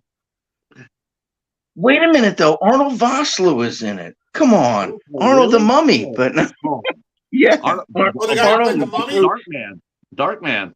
Yeah. Yeah. And Ray Park is in it. Ray Park. Okay. And man, they and Channing Tatum, boy, they must have bribed these people to be in this. But, I mean, Adrian Palicki. That's the whole point. You've got The Rock, you've got Bruce Willis, you've got all these other people, and it still sucks. Ray Park was an actor. And your boy Walton Goggins is in it too. Oh, come on, don't say that, man. Fucking Walton Goggins is great. Walton Goggins is fucking the man. He's awesome. It's a G.I. Joe movie. What are you expecting? Exactly. It can't be any worse than those Transformers movies. So, Were you there? Although it was you, that Joy made us go watch a Transformers movie with her. Yes, that one with John Cena or something. Or Mark Wahlberg. Mark Wahlberg. It was awful. Yeah. The only good Transformers movie was the first one. That was decent. I didn't see it. With Shia LaBeouf. No, but the rest, it was just downhill. But yeah, so this is, but you know what? Every actor, and I'll say this in Ray Stevenson's defense, every actor has their movies where, they have to get paid. Yeah. So, I mean, I always remember a comment that, out here. Okay. I always remember a comment that one of my favorite actors, James Coburn, said when they interviewed him about that ridiculous Hudson Hawk movie. He said, the actors have to pay the bills too. I mean, he did it because he needed the money. Sometimes you just need the money. when my Wi-Fi cut out, I was saying, because we were talking about Jennifer Tilly, Peter Cushing said, I'd love to do Shakespeare. He goes, but people want to see me play Van Helsing. They want to see me play Frankenstein. So that's what I'm going to do. Oh yeah. And you know what? But then too, like people like I was going to call him Tarkin. People like Peter Cushing, and maybe in the case of a lot of character, in the case of a lot of character actors, they do theater. I think we mentioned that before. A lot of them fall back on that. They do theater. In the meantime. So, I mean, but whatever Ray Stevenson's reasons were for doing, maybe he likes G.I. Joe and just wanted to do something silly. I mean, so it's, I mean, he was in 2 Thor movies. There's a lot of times you hear actors who will tell you that, they said, they'll get cast in a project like that and they'll tell their kids, and their kids will just light up. They'll say, my kid wanted me to do it, so I did it. My kids said, oh, Dad. So they do it for their kids, like, I'm going to be in a Star Wars. Oh, my God. Eric said Clint Eastwood made 2 movies acting with an orangutan. It's Hollywood, and somebody was saying they ought to bring those back. I saw a stream the other day. I'm like, shut the fuck up. No. What was it? Every which way but loose or something like that? Every which way you can. And this one can be any way I can get up. Yeah, stop it. Yeah, but again, I guess Clint was at that point in his career where he needed to. I don't know. He hadn't quite made the transition into the full director Clint Eastwood. It was the late 70s. He was starting to get his chops a little bit. He had done Josie Wales. These sorts of things, but he hadn't really moved into Oscar-winning director and actor Clint Eastwood. Because one of my favorite Clint Eastwood movies is completely ridiculous. It's The Rookie, the one with Charlie Sheen and Raul Julia's the bad guy, and Sonia Braga is her. I love that movie. What about The Gauntlet? The Gauntlet's good, with Sandra Locke. Yeah. Oh yeah. The Gauntlet does have. I will say The Gauntlet has one of the coolest movie posters. Because it was illustrated by Frank Frazetta, and Frank Frazetta is one of my favorite fantasy illustrators, and the poster for The Gauntlet makes it like this. It just looks awesome because Clint's looks nothing. He's all jacked and everything. It's a really cool poster. It looks dope because again, I love Frazetta's stuff. So But the movie wasn't half bad. The big final scene that was pretty wicked. I gotta get. I didn't see that. Wasn't Sandra Locke in that? Yeah. That was when they were together. Yeah. I gotta get some more of his. I gotta get some more of his westerns. I don't have Unforgiven. I don't have Josie Wales. I don't have. I have Josie Wales. I have Josie Wales, Pale Rider, Joe Kidd. A little known one, Joe Kidd, and two Mules for Sister Sarah, and I have Hang 'em High and Unforgiven. But two Mules for Sister Sarah is an interesting one. Shirley MacLaine didn't get along at all. Yeah, and then there's another one. Hitting it off. What the hell's the other one I have? The trilogy. Everybody talks about The Good, Bad, and the Ugly. Man, I thought For a Few Dollars More was way better than that. It is. It's good. That's a good one. And I do like in The Good, the Bad, and the Ugly though. I think my favorite part of that is Lee Van Cleef. I mean, he's great as the villain. But then he comes back and plays a different character in For a Few Dollars More, which For a Few Dollars More is an adaptation of the Yojimbo, isn't it? Of Kurosawa's No, that's the first one. Fistful of Dollars is Yojimbo. Fistful of Dollars. Which is funny because those movies are out of order. Chronologically, Good, the Bad, and the Ugly is first because that's how he gets his poncho and everything like that. And so really the order should be The Good, the Bad, and the Ugly, A Fistful of Dollars, and then For a Few Dollars More. So, because that's the thing. Good and Bad, the Ugly was intended to be like a prequel almost, But yeah, man, that's why as far as westerns go, I like John Wayne, but I prefer Eastwood. That's just my taste. Yeah. Although I have to say, I think John Wayne's best was The Searchers. That I think movie's awesome. John Wayne. You have to give John Wayne credit though. John Wayne kept the Western alive during the '70s. Oh, he did. Yeah, yeah, yeah. He single-handedly kept it going until it could regenerate interest. Because by the time the '70s came and they started canceling everything, like they canceled Bonanza, they canceled and the Gunsmoke, the Western as we know it was gone. Yeah, It really was. And it wasn't, John Wayne kept it going for, all the way to his last movie was in '76. The Shootist, yeah. And good. He was dying of cancer when he made that too. Yeah. The Shootist. And I think he plays someone who's dying. Yeah, John Book. Yeah, he is. Yeah. But someone who's dying. But it's also another good True Grit. That's his other big one. I liked Rio Bravo. Is that the one with Dean Martin? Yeah, Dean Martin and Rick Nelson. Yeah, they made that movie 3 times. They did. Yeah, they did. Yeah, they kind of did. It was Rio Bravo, El Dorado, and what was the other one? I forget. Let's see. It was I was gonna say True Grit. That's one of those rare times where the remake was superior to the original. Yeah, I like the remake. Well, it's Coen Brothers too, so you can't really go wrong with the Coen Brothers. No, I thought that movie was way better than the original one. Which I do like that John Wayne was considered for Blazing Saddles. And Mel Brooks, and one of Mel Brooks's anecdotes. He asked John Wayne to be in it, to play the Waco Kid, to play the Gene Wilder part, and he was so intimidated by John Wayne, he was so afraid to go up to approach him and stuff. And John Wayne was like, "Oh, you're the guy who did the producers, that was so funny," and it kind of broke the ice. And so he gave John Wayne the script, and so John Wayne said, "Okay, I'll meet you here in the commissary tomorrow at whatever time." So he comes back. And John Wayne says, "I can't do this movie." He said, "I was up all night laughing hysterically." He goes, "But I'm John Wayne," like his image. He was like, "I can't do this." He goes, that's why he couldn't do it, because his image, what would people think if they saw John Wayne in this crazy? It would have been a revelation. Oh, it would have been a riot. It would have been absolute. Yeah, it may have been his biggest role. Yeah, if you think about it. Him and Cleavon Little, yeah. But even back then, all the actors were sitting there. They had a special edition of the movie, and they're doing the back, and the actors were sitting back there going "Man, I don't know if I can say this," I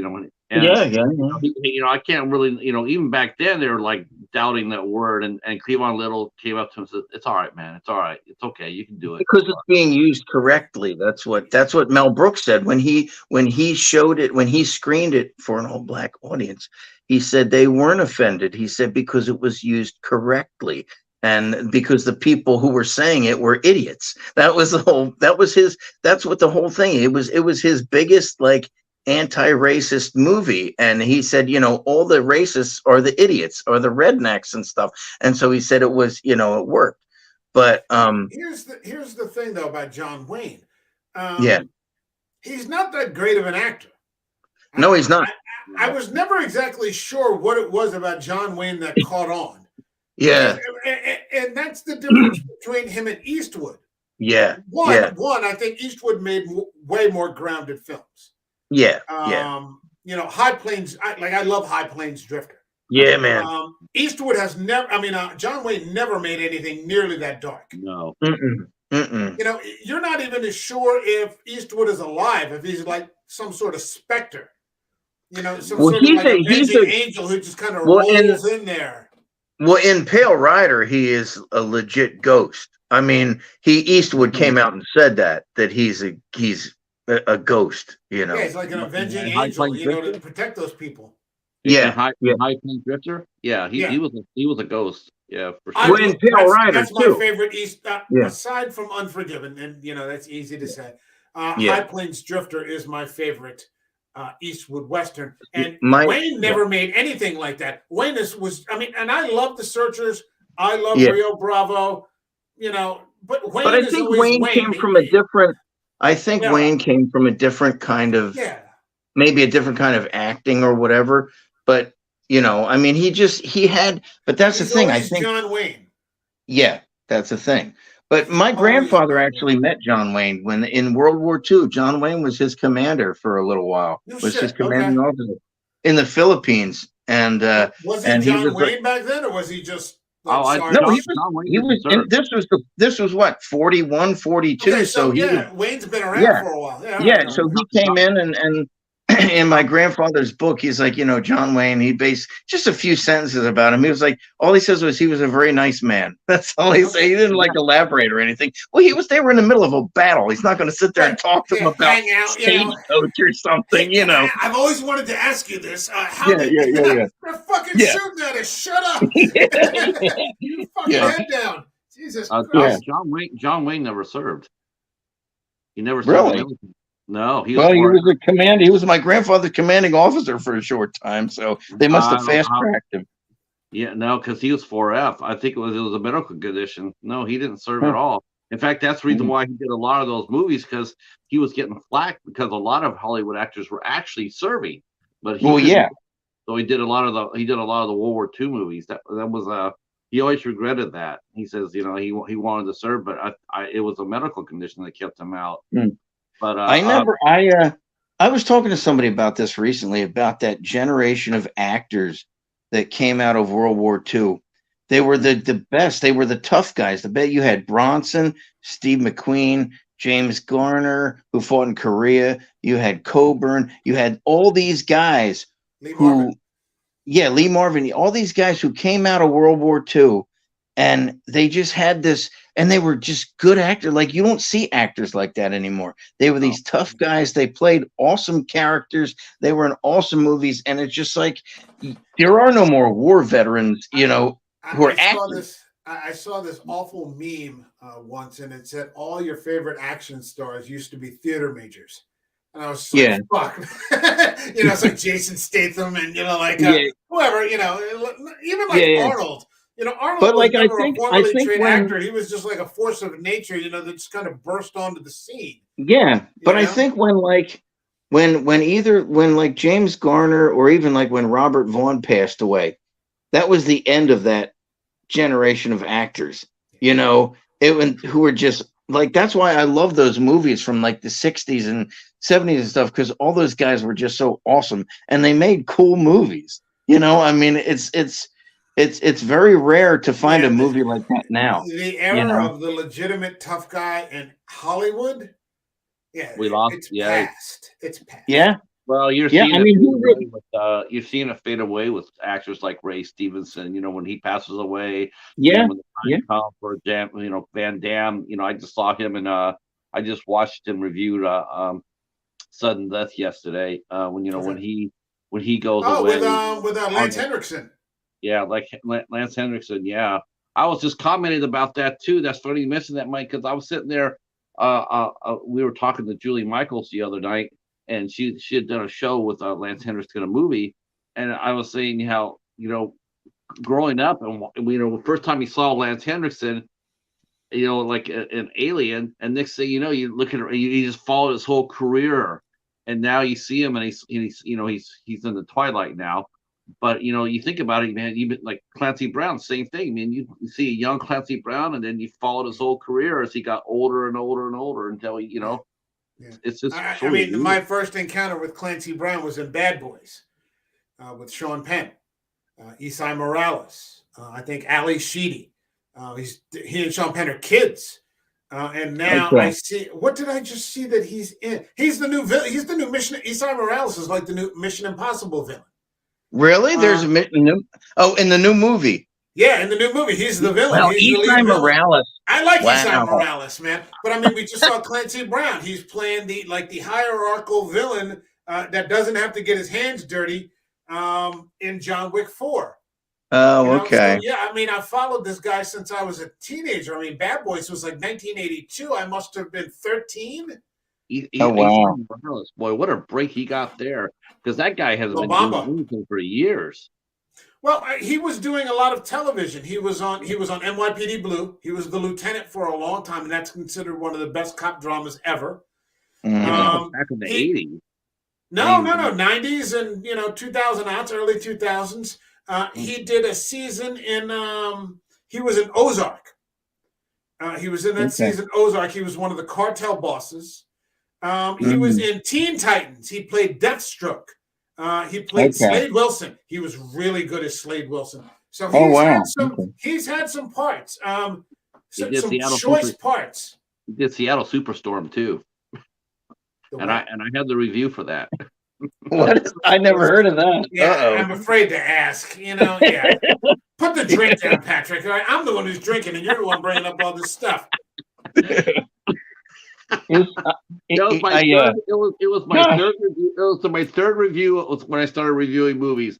My third movie was Seattle Superstar with Isai Morales. I can't even name one thing I've seen Isai Morales in. But you never saw La Bamba? La Bamba. Who? La Bamba. No, I never saw La Bamba with Lou Diamond Phillips. No. Yeah, Lou Diamond Phillips. Yeah. Yeah. That was the movie that made both those into stars. Yeah. And I think Isai Morales has gone a lot further than Lou Diamond Phillips. Yeah. I just saw. No, I can't. You guys will just keep make fun of me. But I reviewed one of those made for sci-fi movies Lou Diamond Phillips did too. Oh, jeez. Like Shark versus whatever or something like that? No, it was called Metal Tornado. Somebody Metal Tornado? Why are you doing that to yourself? Why? That's awesome. There was an old Lou Diamond. Hold on. Yeah. Eric's saying, he's the lead villain in the new. He's starring opposite Tom Cruise. Wait, he was also. Wait a minute. Hold on to your hats. Isai Morales was also in Free Jack. You remember that? No, I never saw that with Estevez and Anthony. Yeah, Hopkins Mick Jagger and Anthony Hopkins and Renee Russo. I never saw that. That's an interesting one. Yeah, that sounds like a whopper. You know what though? This is how you win comeback of the year. Comeback actor of the year. Oh yeah. Patrick, I just want you to know he's going to retire the award with this role. Yeah. I just wanted to. Eric is saying it's time to kick Patrick out of the stream. Jeez. That's a shame. Kick Ryan out after bringing up Free Jack. Okay, so I'm going to be in here by myself now. Okay. All right, here I'm going to bring up another one here. This is who I confuse Isai Morales with.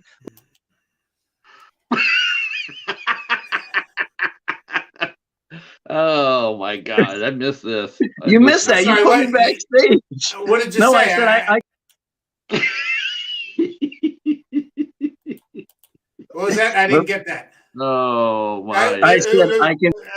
I say Eric should go for 5 minutes for saying it. Yeah. No. Yeah. But I mean, there are so many people that we are,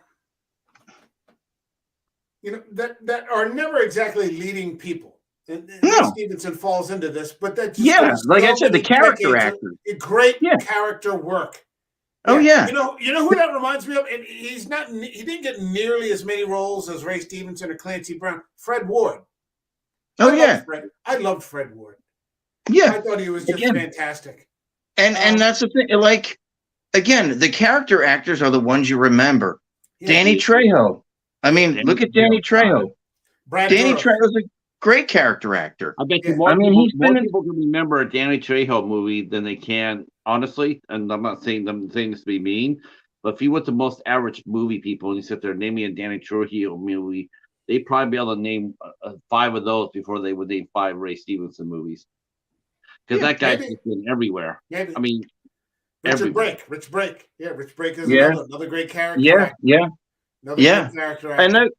And those are the kind of actors I like to connect with, because when I'm involved in theater, and a lot of the parts I like to play are character parts because they're fun. You don't have the burden of the lead. You're not carrying the show on your shoulders and stuff like that. You get to come in, do your thing. And that's why I love Dennis Farina, because he was another one. Dennis Farina was a great character actor. I mean, and his stuff was so memorable. I mean, it's just there's the actors and then the character actors, and that's it. But Oh man, I miss Dennis Farina. He was really good. he was awesome. Yeah, I love him. What was the police crime story? What was the Crime Story? Crime Story. Crime Yeah. Story. That was a crime story. Yeah. Which he was a cop before he became an actor. He was a cop for like 30 years and then became an actor. And he was like one of those guys who actor later in life. Like there are a couple actors who get into that. Patrick, aren't you the person who told Eric during Shark Week to like get Paranormal Shark or something like that? Yeah, I told him to watch Ouija Shark. And Ouija Shark. That's a Ouija Shark. Where's your dignity, man? Where's your dignity? Well, Lord, man. He spent 30 minutes talking about it. Now, who has? I think he spent 30 minutes cursing you out, as if I remember correctly. But still, he spent 30 minutes on it. Ouija Shark? Is this one of those sci-fi movies? I don't know. It's something Patrick's thinking of. It's 30 minutes you'll never get back. No. Ouija Shark is it's bulletproof. It really is. It's one of those bulletproof movies. You can shit on it all you want, but it's awesome, though. I have to look this up. Eric will tell you all about it. I'll have to ask Eric. The one movie that turned out well in that entire week, aside from covering Jaws. And Ryan, are we going to do Jaws on the 4th or the 7th or whatever? Well, it's what is it? The 7th, 8th, and 9th. If I can, I'd like to. I'll have to see what my schedule is, but it would be fun. Yeah, it'd be fun to catch up with that. It's coming to our local. How many years is this now? 46. 75. It came out. 76 or 75. But Jaws. 75. 75. Well, it's got to be like 48 years or something. Yeah. 47 years. Yeah. Ryan and I and a bunch of people went to the 40th anniversary, and I had never seen it on the big screen. No, it was a lot of fun. It's the same thing, and like people are clapping at all the classic lines, and it's a lot of fun. That. And that's what that Ventnor Theater is doing now. They've shown all those old ones. So I told you my friend in Nebraska, she saw it on a drive-in theater for the 40th anniversary. Oh, wow. The drive-in screen was right in the lake, so everybody got in an inner tube. That's cool. Sat there and watched Jaws the 40th anniversary. That would at night that would have scared the shit out of everybody. Holy friggin' shit, Larry Vaughn. Yeah, Larry Vaughn, that's my man. Mayor Larry Vaughn. Got to keep the beaches open. Amity means friendship. That's right. Amity, as you know, means friendship. Yes. Yeah. It's the 4th of July, for God's sake. Yeah. He's my favorite movie antagonist. TV politician. Oh, okay. He's not a villain. He's an antagonist. There is a difference. But, he's just a horse's ass, is what he is. Oh, I know. That's why he's great. And like you pointed out, he was mayor in the second movie. They reelected him. It sounds like America to me. If they actually would have remade Jaws like they're talking about a couple of years ago. Gosh, I hope not. No. Ray Stevenson would have been a perfect Quint. Yeah, but that's one of those movies that don't need to ever to be touched. I can't see this. No, Spielberg hasn't allowed anyone to remake any of his films. No. That's like when does. That's like when Gus Van Sant had the audacity to remake Psycho. Oh, yeah. And shot for shot. Yeah, it's like, why? Like, honor Hitchcock another way instead of copying his movie and do something on your own. That was an absolute, because Psycho is my favorite horror movie. And it was just an absolute, I refuse to see that remake just because it just looks terrible. Although I did hear Vince Vaughn was shot. Yeah, I did hear Vince Vaughn was a decent Norman Bates, but I'm not going to even sully. Hey, hold on. We've got Slasher Fred here, and Slasher Fred always has an interesting perspective. Yeah, here we go. He's right. Yeah, this is a good King one. Arthur and the Knights of the Round Table has been adapted into many movies and TV shows, and one of my favorite adaptations is the Disney classic, The Sword and the Stone. Okay, so Slasher Fred always has his own take on these things, and we welcome them all the time. Slasher Fred, yep, that's good. Yeah. Yep. The Sword and the I Stone. agree. Sword and the Stone. And it's funny because, going back to King Arthur for a minute, I think last year or earlier this year, I finally read Le Morte d'Arthur all the way through, Oh, which is Mallory's. Okay. which is the most famous of the Arthur stories, and it's okay, for what it Get out is. of the comments. I think, and I started reading The Once and Future King, which is where the Sword and the Stone comes from, and that's T.H. weird. White, isn't it? Yeah, it's weird.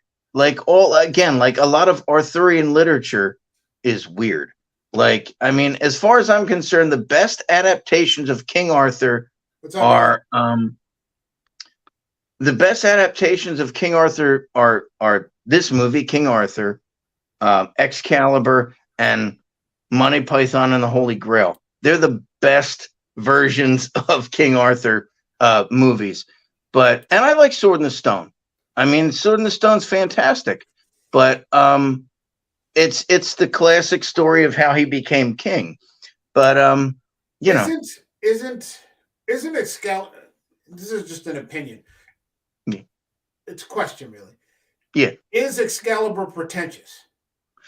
No. It could be. No, am I wrong? I haven't seen it in a long time. I've been tempted to buy it, but then I feel like if I sit down and buy it, it's one of my favorites.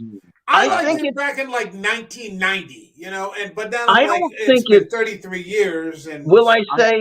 I'll answer the question this way. I don't think it's pretentious. I think it's definitely an acquired taste. It's a weird movie. It's a weird. Oh yeah, it's got a great cast.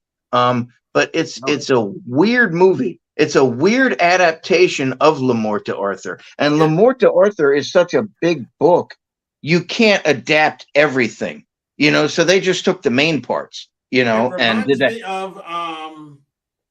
It reminds me almost of a David Lynch kind of movie. Yeah, well, it's John Borman, so it's not. It's got that kind of weirdness, like what Lynch did with Dune. Yeah, yeah. And I mean, I'm just like, okay. Again, it's got a decent cast. It's got, who is it? Who plays Merlin? Nicol Williamson is Merlin. Yeah, Patrick Stewart. Patrick Stewart. A very early Liam Neeson is Gawain. Yeah. Noble Willingham. He was in it. Yeah, no, I think Rebecca De Mornay is Morgan Le Fay. No, it's not Rebecca De Mornay. It's Helen Mirren. Is it Helen Mirren? Oh, Helen Mirren. Yeah. Okay, She's yeah. smoking too, man. Yeah, that's right. Rebecca De Mornay was in Three Musketeers. I got that confused. Sherry Lungi played she played Guinevere. Yeah, and Gabriel Byrne is Uther. Yeah, so it's visually it's a that's why I like it too. Visually, it's a neat movie. It was on my top 10 fantasy list, and it's for what it is. Again, you have to like King Arthur, I think, and it's a weird movie. You kind of have to be in the mood to watch it. It's one of those kind of. I haven't seen it in a long time. I'm not making a judgment on it. I'm just it's fine. My memory of it, because like you and I watched The Green Knight, and that's good. I was going to bring that up actually. It's so beautiful. And The Green Knight. It's slow, but it's so cinematographic. You're like, holy shit! Every second. But see, The Green Knight for me is, and this is nothing against it. Shark. I apologize. No. This is nothing against it. But it's weird. It's in the tradition of Excalibur, that weird kind of King Arthur movie. And that mushroomy cybacillin, like somebody took some shroom, a couple of caps. Yeah, like with that one scene where he like sees those giant people and stuff, and it was that was bizarre. I mean, but again, but the Arthur, especially if you read Le Morte d'Arthur, there's a lot of weird stuff in it. And it's a lot of symbolism. The Green Knight. Yeah, I've got The Green Knight too. Yeah. But there's a lot of symbolism and a lot of weird stuff in it.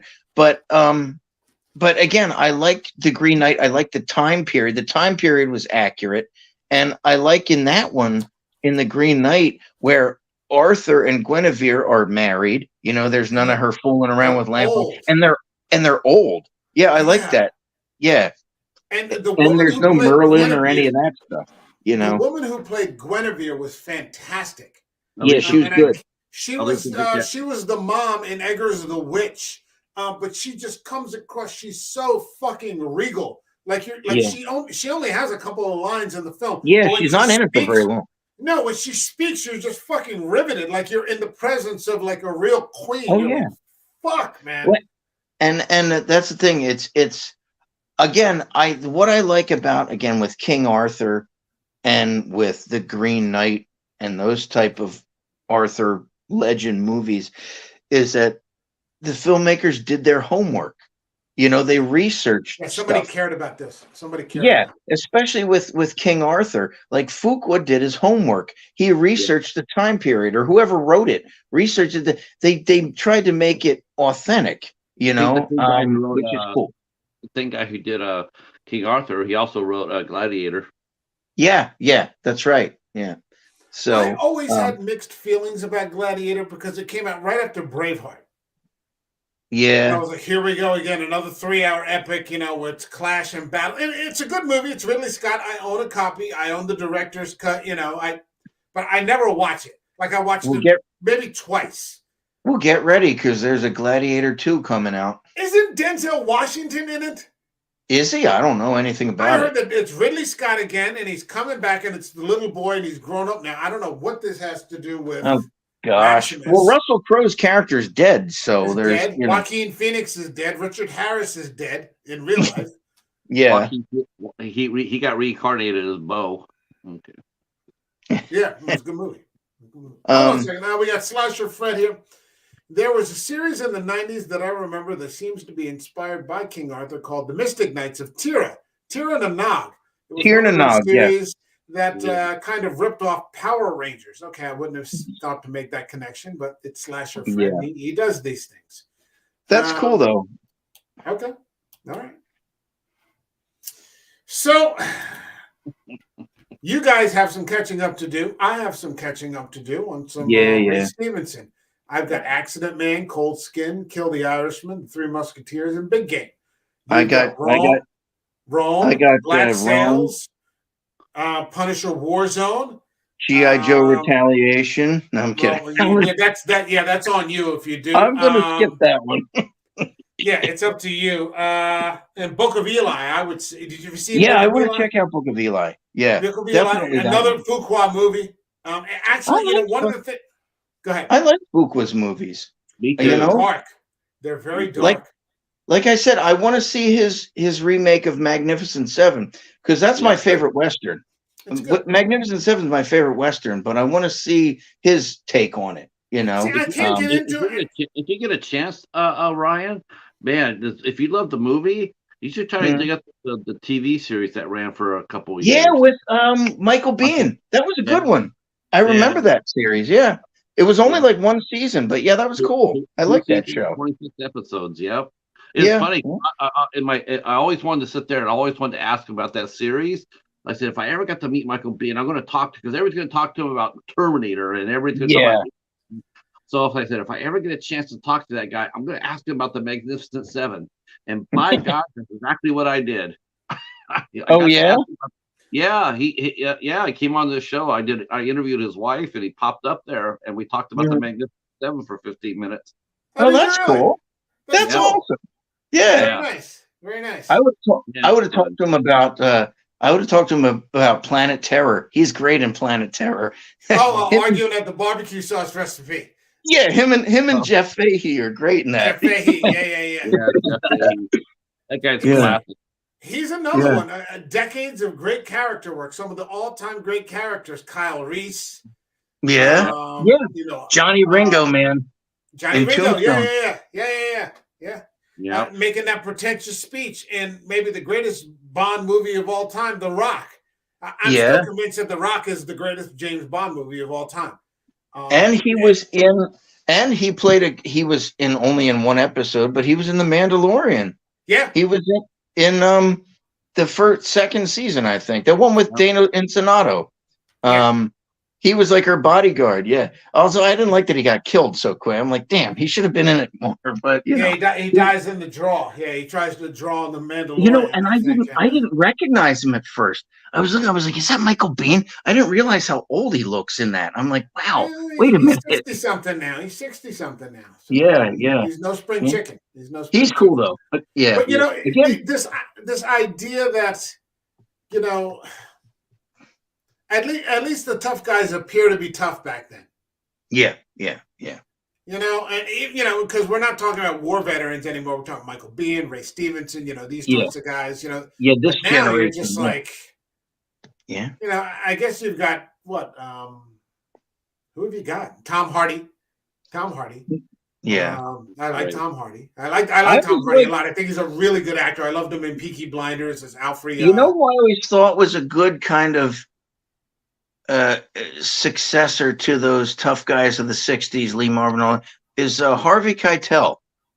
Sure. Keitel's a good kind of throwback tough guy. I especially like in Reservoir Dogs and stuff like that. He's kind of the spiritual successor to De Niro, those guys, to Lee Marvin and all them. Okay. I love him, and I hate to say this is going to sound out of character. Yep. I love him in Sister Act as the fucking mobsters. He's the head of the mobsters. What's that? I'm sorry, you froze, or I froze. What were you saying? I said I loved him in Sister Act.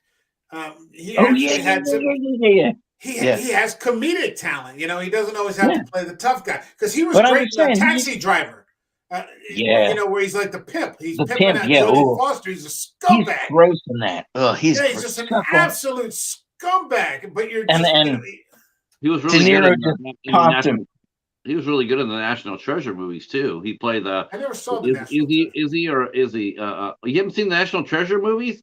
No. Oh my gosh, those are really. Yeah, they're fun. good. Yeah, Sean Bean's in the first one. Okay. Yeah. Okay, I have to get around to it. Those are real fun. Speaking of, has anybody? I guess. Hold on. Eric says we were talking about Sister Act last week during discussion of we were talking to The Exorcist and somehow Sister Act came up because that's the way my streams go. It's just stream of consciousness, and we'll just end up talking about anything. But I like talking that way. Did you guys bring up the Shark Exorcist when you were talking? And we're not going to. Throw it out there. What was I going to? See, you were talking about Harvey Keitel. Train of thought. Talking about fucking Shark Exorcist. Jesus Christ. You were talking about him in Sister Act.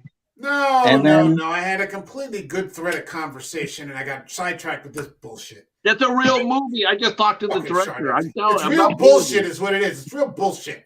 That's what it is. Calm down. Real steaming pile of bullshit. Okay. Jeez. Time to boot Patrick now. Okay. There was. Damn, I lost my train of thought. I really did. I had a really good thread there for a second. We were talking about Keitel, but I thought you saw the National Treasure. Those are exciting. Those are that's what I wanted to bring up. I'm sorry. Yeah, Nick Cage in his lock mode. Let me get this. I take it we are all going to see The Flash. Patrick, are you going to see The Flash?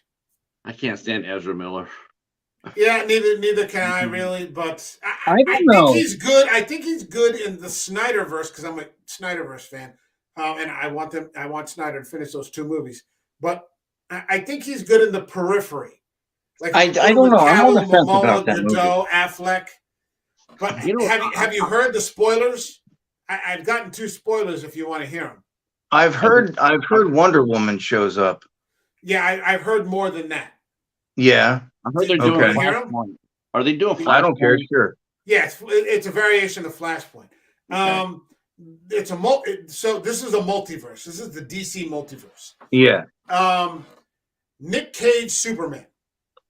Really? Yes. Wow. Because Superman Nick Cage project has been on the shelf for decades. He was. The Tim Burton one. Yeah. Yeah. Nick Cage Superman. CGI Christopher Reeve Superman. Oh, jeez. I don't know if I like that. I don't know if I like that at all. Like they did with Moff Tarkin. Yeah, I don't know if I like that. I don't know how I feel. Here's what I heard. I heard that the first hour is slow because it's all Ezra Miller. It's 2 hours and 20 minutes. And then at the hour, almost at the hour mark, they meet up with Michael Keaton. And then from then on, it's like a Snyder movie. Like the last hour and 20 minutes is just nothing but action. Okay. And it completely redeems the movie. I don't know. It's just a nonstop. Michael Shannon is the big bad. He comes back as Zod in this multiverse. Really? It's Zod again. Huh?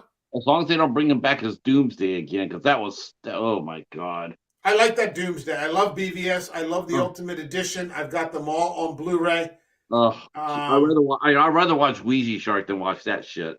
I don't know. I mean, I'm kind of on the fence about it. Are they bringing back are they bringing in they're not bringing in like Momoa and all them, are they? No, Godot is there. Like they're not bringing back Ray Fisher or I heard that there's a small scene in the first 5 minutes of the Justice League.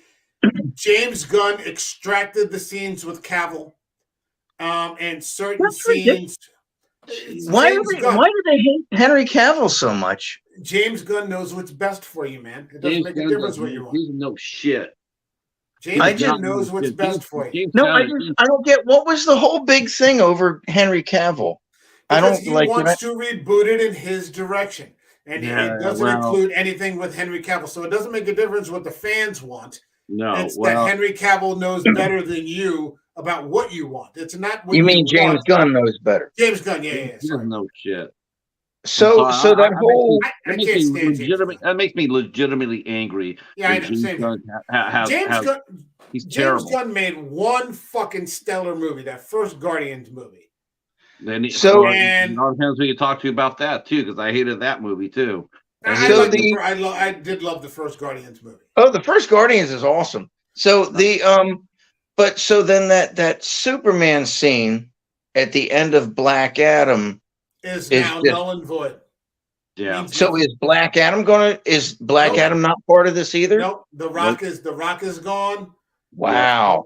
And what's going to happen is my prediction is that James Gunn is going to make these movies and no one's going to fucking go, because James Gunn has created what he always does. He takes the quirkiest, weirdest characters and tries to make them into these mainstream things, like he did with Guardians. Like nobody read Guardians of the Galaxy. Nobody read. But it's a fun movie, though. It's a fun movie. That's the reason why I'm pissed off, because I collected the first original series, the original team. The original team is awesome. Yeah, I heard he completely distorted Drax. Drax is not a buffoon. Nope. Never won. Drax was a serious threat. I mean, he was a very credible. He was a good character in the Marvel. And he was. I think he wasn't in the comics. Isn't he green? He's not like gray. Yeah, he's green. He's green. He has a purple cape on, and he could match up. He could hold his own against Thor, against Gladiator. I mean, he could hold his own. He was strong, and he could, and he was smart. And then they just. Well, I mean, I had no desire to see Suicide Squad. I mean, that just looked ridiculous too. You're talking about quirky characters. Like the second one, the one he did, like with the shark guy, like that's an actual DC character. Yeah, that shark, that was Sylvester Stallone. I mean, it's just but So I did hear. I did hear that. I think this is a rumor talking about the multiverse. I heard that they were going to bring in the TV Flash, Grant Gustin. But I heard that he's actually, I think he's actually a better Flash, honestly. Oh yeah, he was really good. Grant Gustin was but I heard a really good show. I heard they might be bringing him in. So it's, here's a multiverse. Okay. Nick Cage, Superman. Christopher Reeve, Superman. An hour and 20-minute action scene fighting Zod. Jeez. Ben Affleck is in it for a couple of minutes because multiverse Gal Gadot's in it for a few minutes, I guess. Gal Gadot's in the first 5 minutes. Okay. Here's what happens though, and I saw a review of somebody who watched it. I'll send you guys the link if you want. You can Yeah. it's like he gets in non-spoiler detail. But he said what happened at the end of the movie was things go back. Barry goes back to his own world. He calls up Bruce. Yeah, I'll meet you. Bruce pulls up in a car. Door open, or somebody pulls up in a car. Door opens up. Foot steps out of the car, onto the ground, and then like the movie just ended. They cut it right there. So that's not the end of the movie, but apparently, like, we're wondering now who like, are they going to bring Christian Bale back? Oh, that would be cool. It could be anybody. It could be Adam fucking West. I mean, well, he's dead, so that would be. I was actually going to ask you: did they bring Adam West back for this movie? They brought back. They would have to. They would have to give him the Peter Cushing treatment because he's been dead for a couple of years now. They just they just brought Christopher Reeve back. I don't. I know. I don't like. See, and here's my thing with that. Is it going to be Val Kilmer? Why bring him back when they could have brought Brandon Routh back as Superman? Yeah, exactly. Why Christopher Reeve? I mean, the guy. Maybe they do. Maybe they do. I heard that there are like we talked about, or we didn't talk about it, but I mean, when they talked about all the possibilities for Doctor Strange in the Multiverse of Madness, they were talking about Tom Cruise as like a multiverse. I heard that this movie is loaded with cameos. It's loaded with cameos. Those two right there: Nick Cage, Christopher Reeve. And then the ending, you don't know who the Batman is going to be, is because James Gunn's version of Batman is for a much older Batman. Is he just going to bring Michael Keaton back? What about what's his name? Pattinson. Is he in it? No, I haven't heard that. But Pattinson is like another universe kind of Batman, and so it's not connected to this direct thing that Gunn's going to be doing. This is where it gets ridiculous. It's like, oh, but that's a different Batman over there. It's like, just figure out something. Yeah. Here's the question: what happens to the Aquaman movie? Like, no one's going to want to see the Aquaman movie because they know that the rest of the universe has just been cut off. So what's the point? This is what gets me about Warner Brothers and DC is that Ryan, hold on a second. Ryan, hold on. Okay. Patrick, what did you say? That's why that's what kills DC. I mean, they just there's no continuity. They can't make up their mind. Shazam died at the box office because everybody knew that it was no longer part of the DC universe. And and same thing with Aquaman 2. That's why Jason Momoa says, "I'm done. I'm out of here after this." And Mike, we've had this discussion before, and I mean, say what you will about Marvel, but Marvel did it right. I mean, they have a studio. They've been working. They had this for 10 years and more going now. They did it right up until Endgame. Well, but I'm just saying, it went off the rails. But I'm just saying, you know what I mean. As far as the whole setup with this, they have everything planned out. With DC, this is what gets me so mad about DC and Warner Brothers.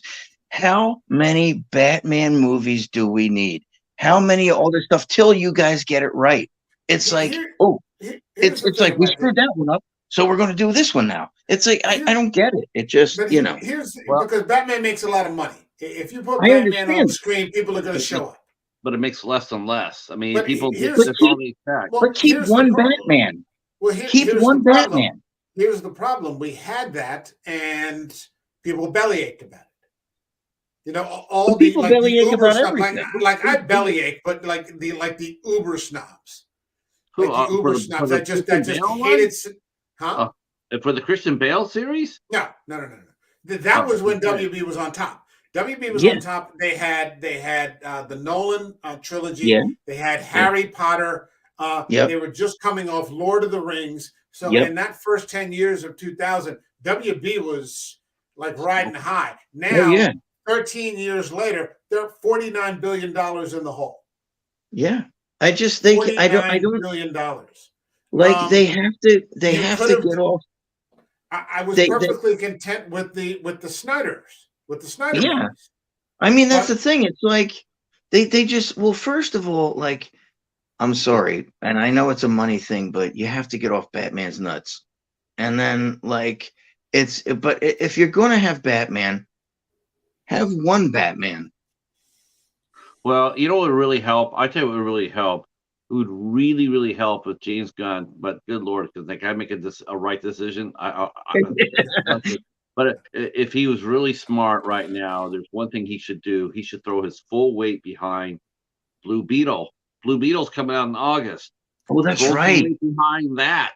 Make that Nobody knows who Blue Beetle is. It's not going to make no normie. You and I, comic collectors, people that are bagging and boarding, even they say, Blue Beetle is a fringe character. The normie, like my buddy across the street, because we talk about, he's got, kids in high school, and, I come out, we talk about these sorts of things. They don't know who Blue Beetle is. DC is Superman, Batman, and Wonder Woman. It's 7. It's always been the trilogy or the 7. They are the three. But I'm glad. Yeah. But they're trying, though. See, I'll give DC credit for this. They are trying. I mean, Blue Beetle, a theatrical release, they're trying. That's what's important. Because let me tell you, when Iron Man came out, Iron Man was not all that in the Marvel universe. He was he's a C-level character. Yeah, he really was. Yeah. Because of Robert Downey Jr. is what did it. Robert Downey Jr. And a great story. And a great story. I had a great story. But Robert Downey Jr. was perfect as Iron Man. Let Patrick in. Go ahead, Patrick. He because I collected the book, and he was a fine character, a good supporting character. He had his own title, and he had some really relevant storylines, some cutting edge storylines. But you're right, he still was not when you started thinking of Marvel, he was not the first thing that was going to come out of your mouth. And exactly. Especially after X-Men had come out and everything else, and Spider-Man had come out and everything else. So, but they got it right. They said, here we go. Here we're going to push Iron Man out there. We'll see where it goes. See what we're going to do. See if we can fine tweak it. What we're doing, and it worked. Yep. Marvel. I mean, here's DC's chance. Blue Beetle could be their Iron Man if they do it right. They're not going to do it right, bro. But here's my question. You and I we're talking about. They're not going to do it right. No. What? But here's my question. I'm not playing devil's advocate. I'm genuinely asking here. We're saying they need to do it right. What constitutes doing it right? Like, what do they think is doing it right? I'll tell you, as opposed to what we think. For origin film, I'll tell you a movie I thought they did it right. They got a little bit ambitious toward the end, but I still think overall, from top to bottom, for what it was, they did it right, and that was Green Lantern. You go watch You go watch Green Lantern again. Ryan Reynolds, Green Lantern. Yeah, you go watch that movie again without try to clear your mind of Ryan Reynolds sabotaging it. But you go back, hell, even watch it with the sound turned off, and tell me if that isn't a cool ass, kick ass origin film. Well, I'm sure it's great visually, but like my thing is again, like what do you think when we talk about something that's done right, what we think is done right? What does that mean? And what is the studio? Here's the thing: there are two prevalent arguments when it comes to DC. Okay? Yeah. There's the Snyderverse. And those people are rabid. I'm one of them. Dark, grounded. Yeah. Henry Cavill, Superman, Gal Gadot. Batfleck, Ben Affleck. Come back. He leaves. They get stuck with the Whedon cut. Comes back. We're still going to make the Snyder cut. They want Snyder to finish those 2 movies, and then those fans don't care. I'm one of them. If Snyder finishes those 2 movies, and then I never need to see another comic book movie again. Is he going to finish them? I mean that. It's a groundswell movement if that happens. So right now it's not, because James Gunn says he has a plan for the next 8 years. But we'll see. WB is in the hole for $49 billion. WB is in the hole for $49 billion, and the streaming services are all tanking. So people may grab onto anything. WB might release the rights and do another streaming service, whatever. The other argument is for a very traditional Christopher Reeve style Superman. Very bright, optimistic. I see what you mean. I believe that a man can fly kind of Superman. That they have to get away from that. And all they do every time they come up with another Superman movie, another Batman movie, all they're doing is just spinning their wheels in mud. They're never going to get any traction. Now, those are the two prevalent arguments. Here's what I think, although my love goes with the Snyderverse. My heart goes with the Snyderverse. Here's what I think. I think comic book movies are dead, largely. Comic book movies started in 1998 with Blade. Mm-hmm. And Blade is a kick-ass fucking movie. The first comic book movie was Blade.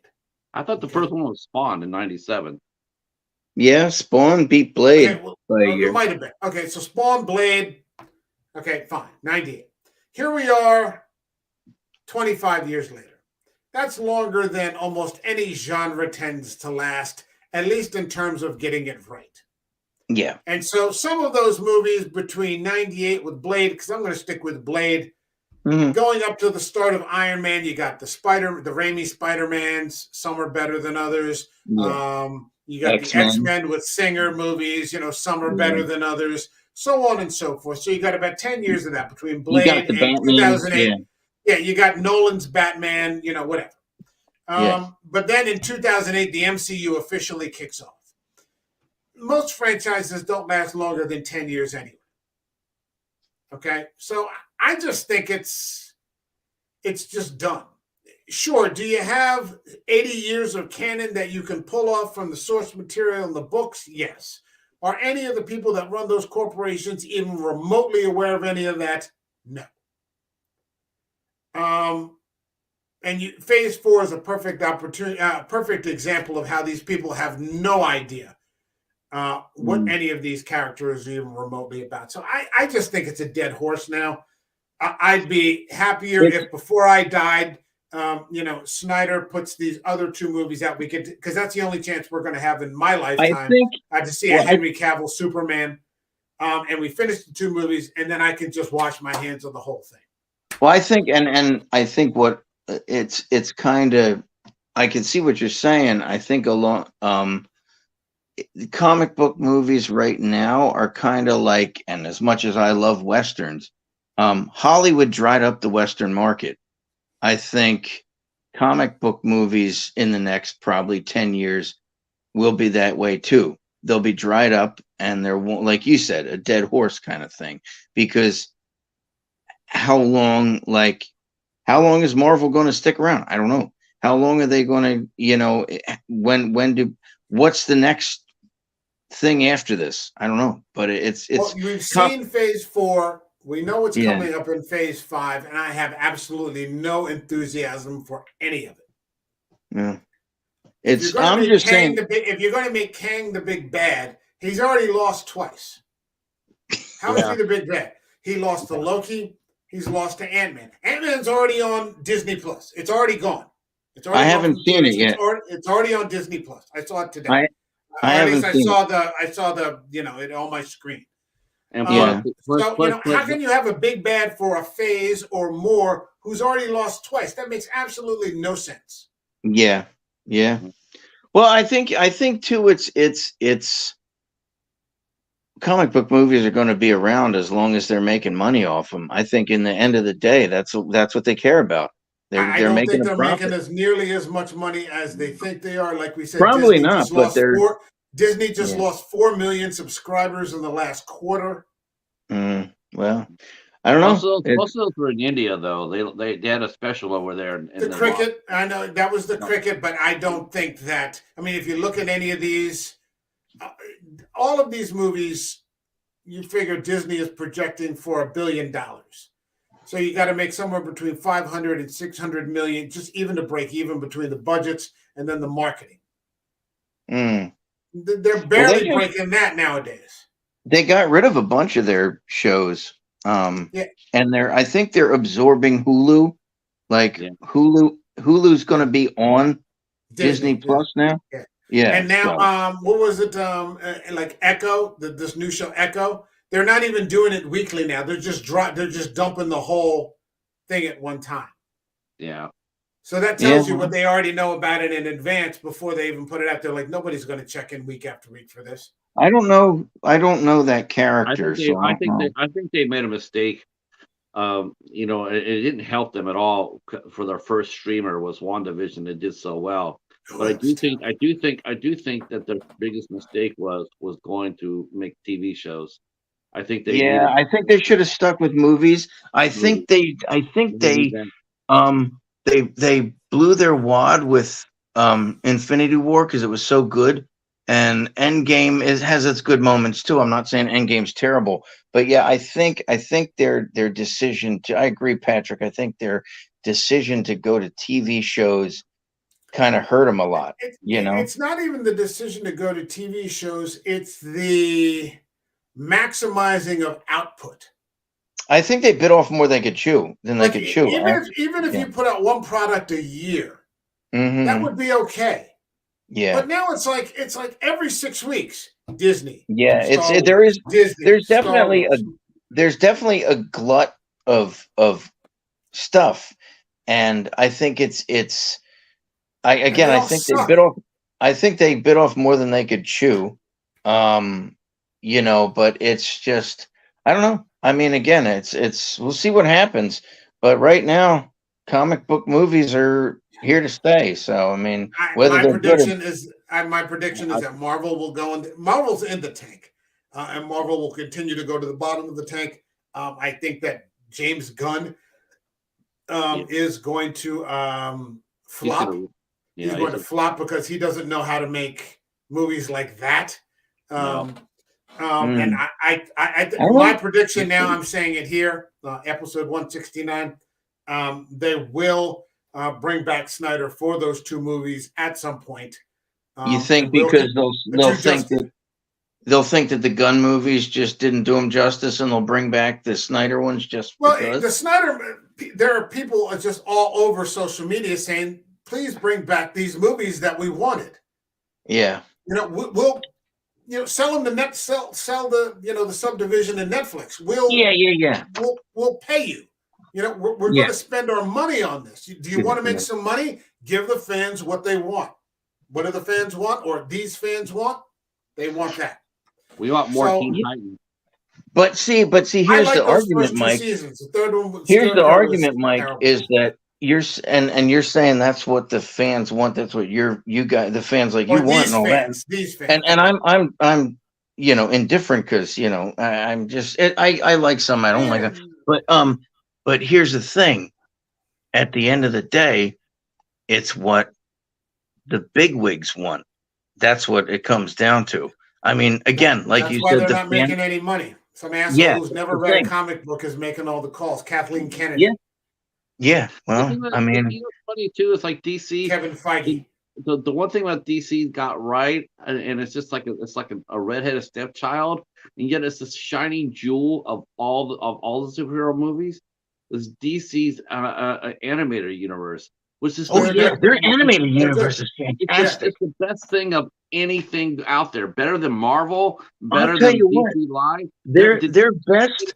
I think their best animated, their best was the original Batman the animated series from the '90s. That Yep. Sure. series is fantastic, and That I was mean, the Superman one was fantastic. yeah. Then you go ahead. The Justice League was fantastic. Justice League There's Unlimited. there's a really good one that I own. It's called, and I think I told Mike about it before. It's a half-hour movie, Justice League Gods and Monsters, and it's an alternate Oh, universe, like what if thing. Like in this version, Superman is the son of Zod. He is not the son of Jor-El. Yeah, I got it Um, right here. yeah, yeah. Batman is actually Kirk Langstrom, who was Man Bat, and he's a vampire. And it's a fantastic movie. And Amanda Waller is the president. It's a really and it's Paul Dini who wrote Batman the animated series. So Paul Dini kind of helmed this thing, and it's an awesome movie. It is.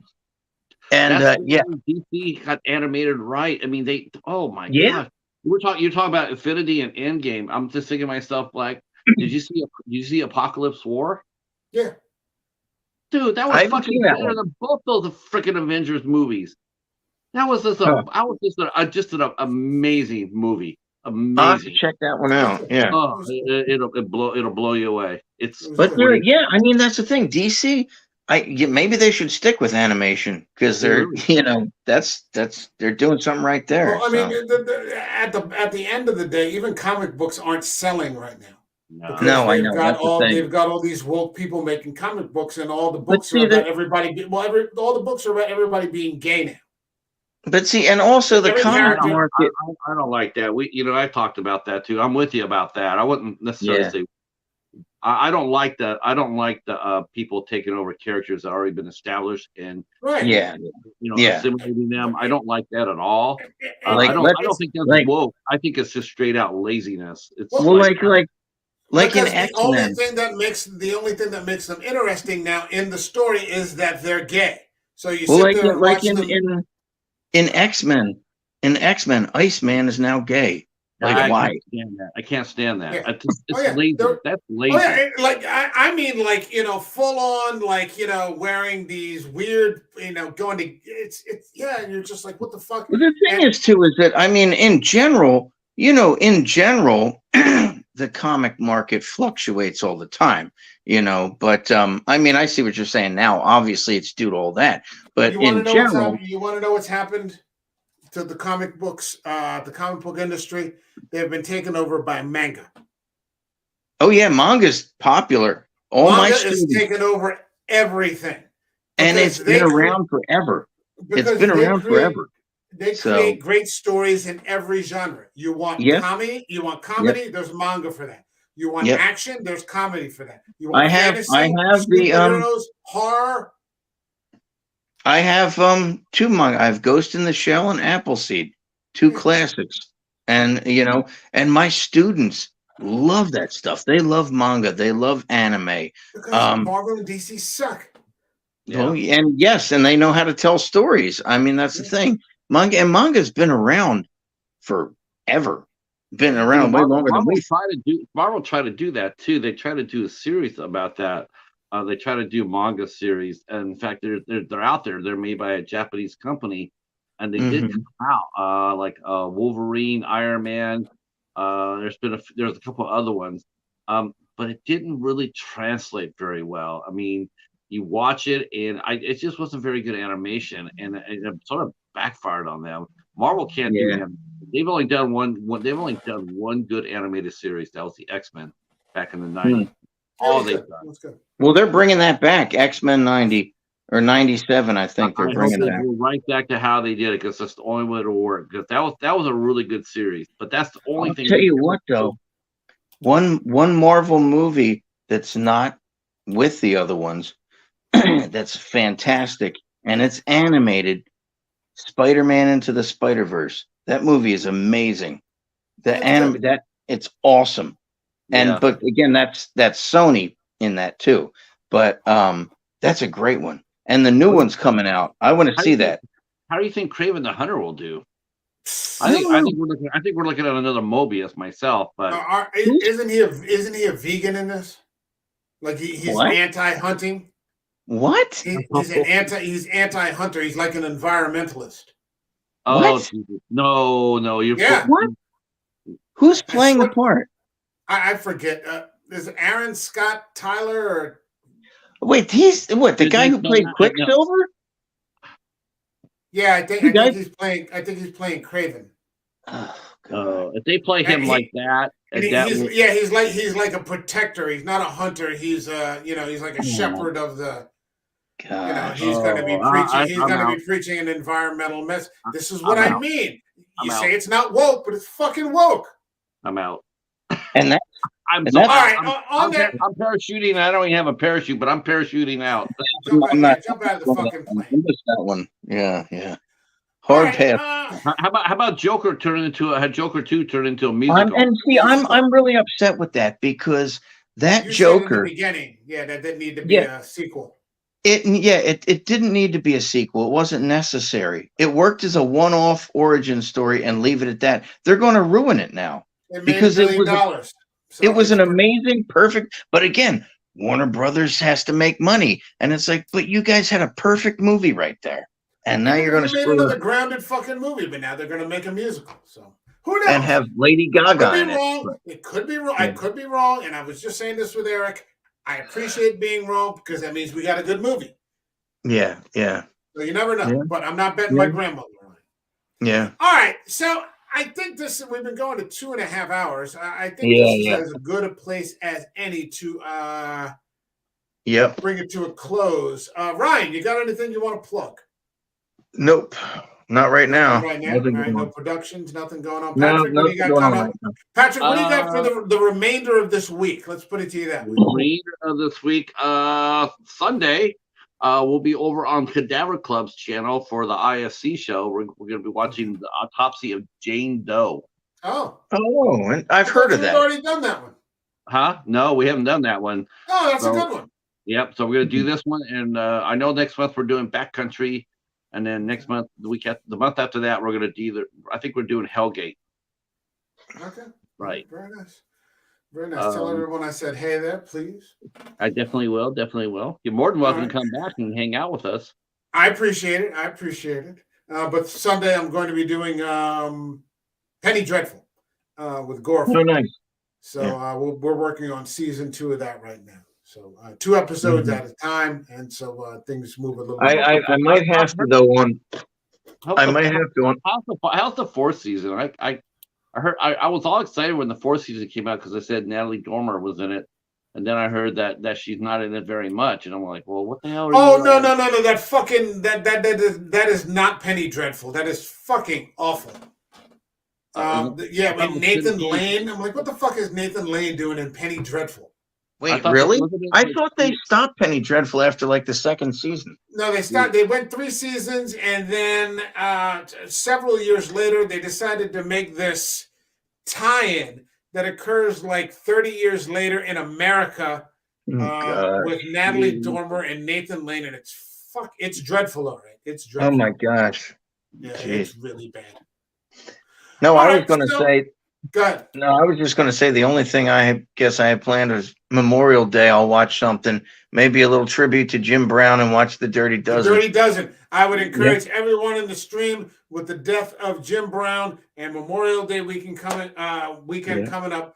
Make some time, catch The Dirty Dozen, and catch Jefferson's last run in celebration of the life of Jim Brown. I'm gonna go one better. I'm gonna go with 3 the Hard Way. That's a good one. No, yeah. And Jim Brown was the best running back ever. He was the GOAT of running. Yep. All right. My thanks to the Ryan Daly stopping in once again to shoot the shit on Ray Stevenson because that's what this is about, a dedication to Ray Stevenson. Yep. And so we thank him for the many decades of great character work that we got from him. My thanks to Patrick from 8 Questions With and Half Cheetah Will View. And I'll be back on Sunday with episodes 2 and 3 from season 2 of Penny Dreadful with the Agoraphobe at 8 p.m. Until then, we'll see you in the next video. All right, everyone. All right. Take care. You see it.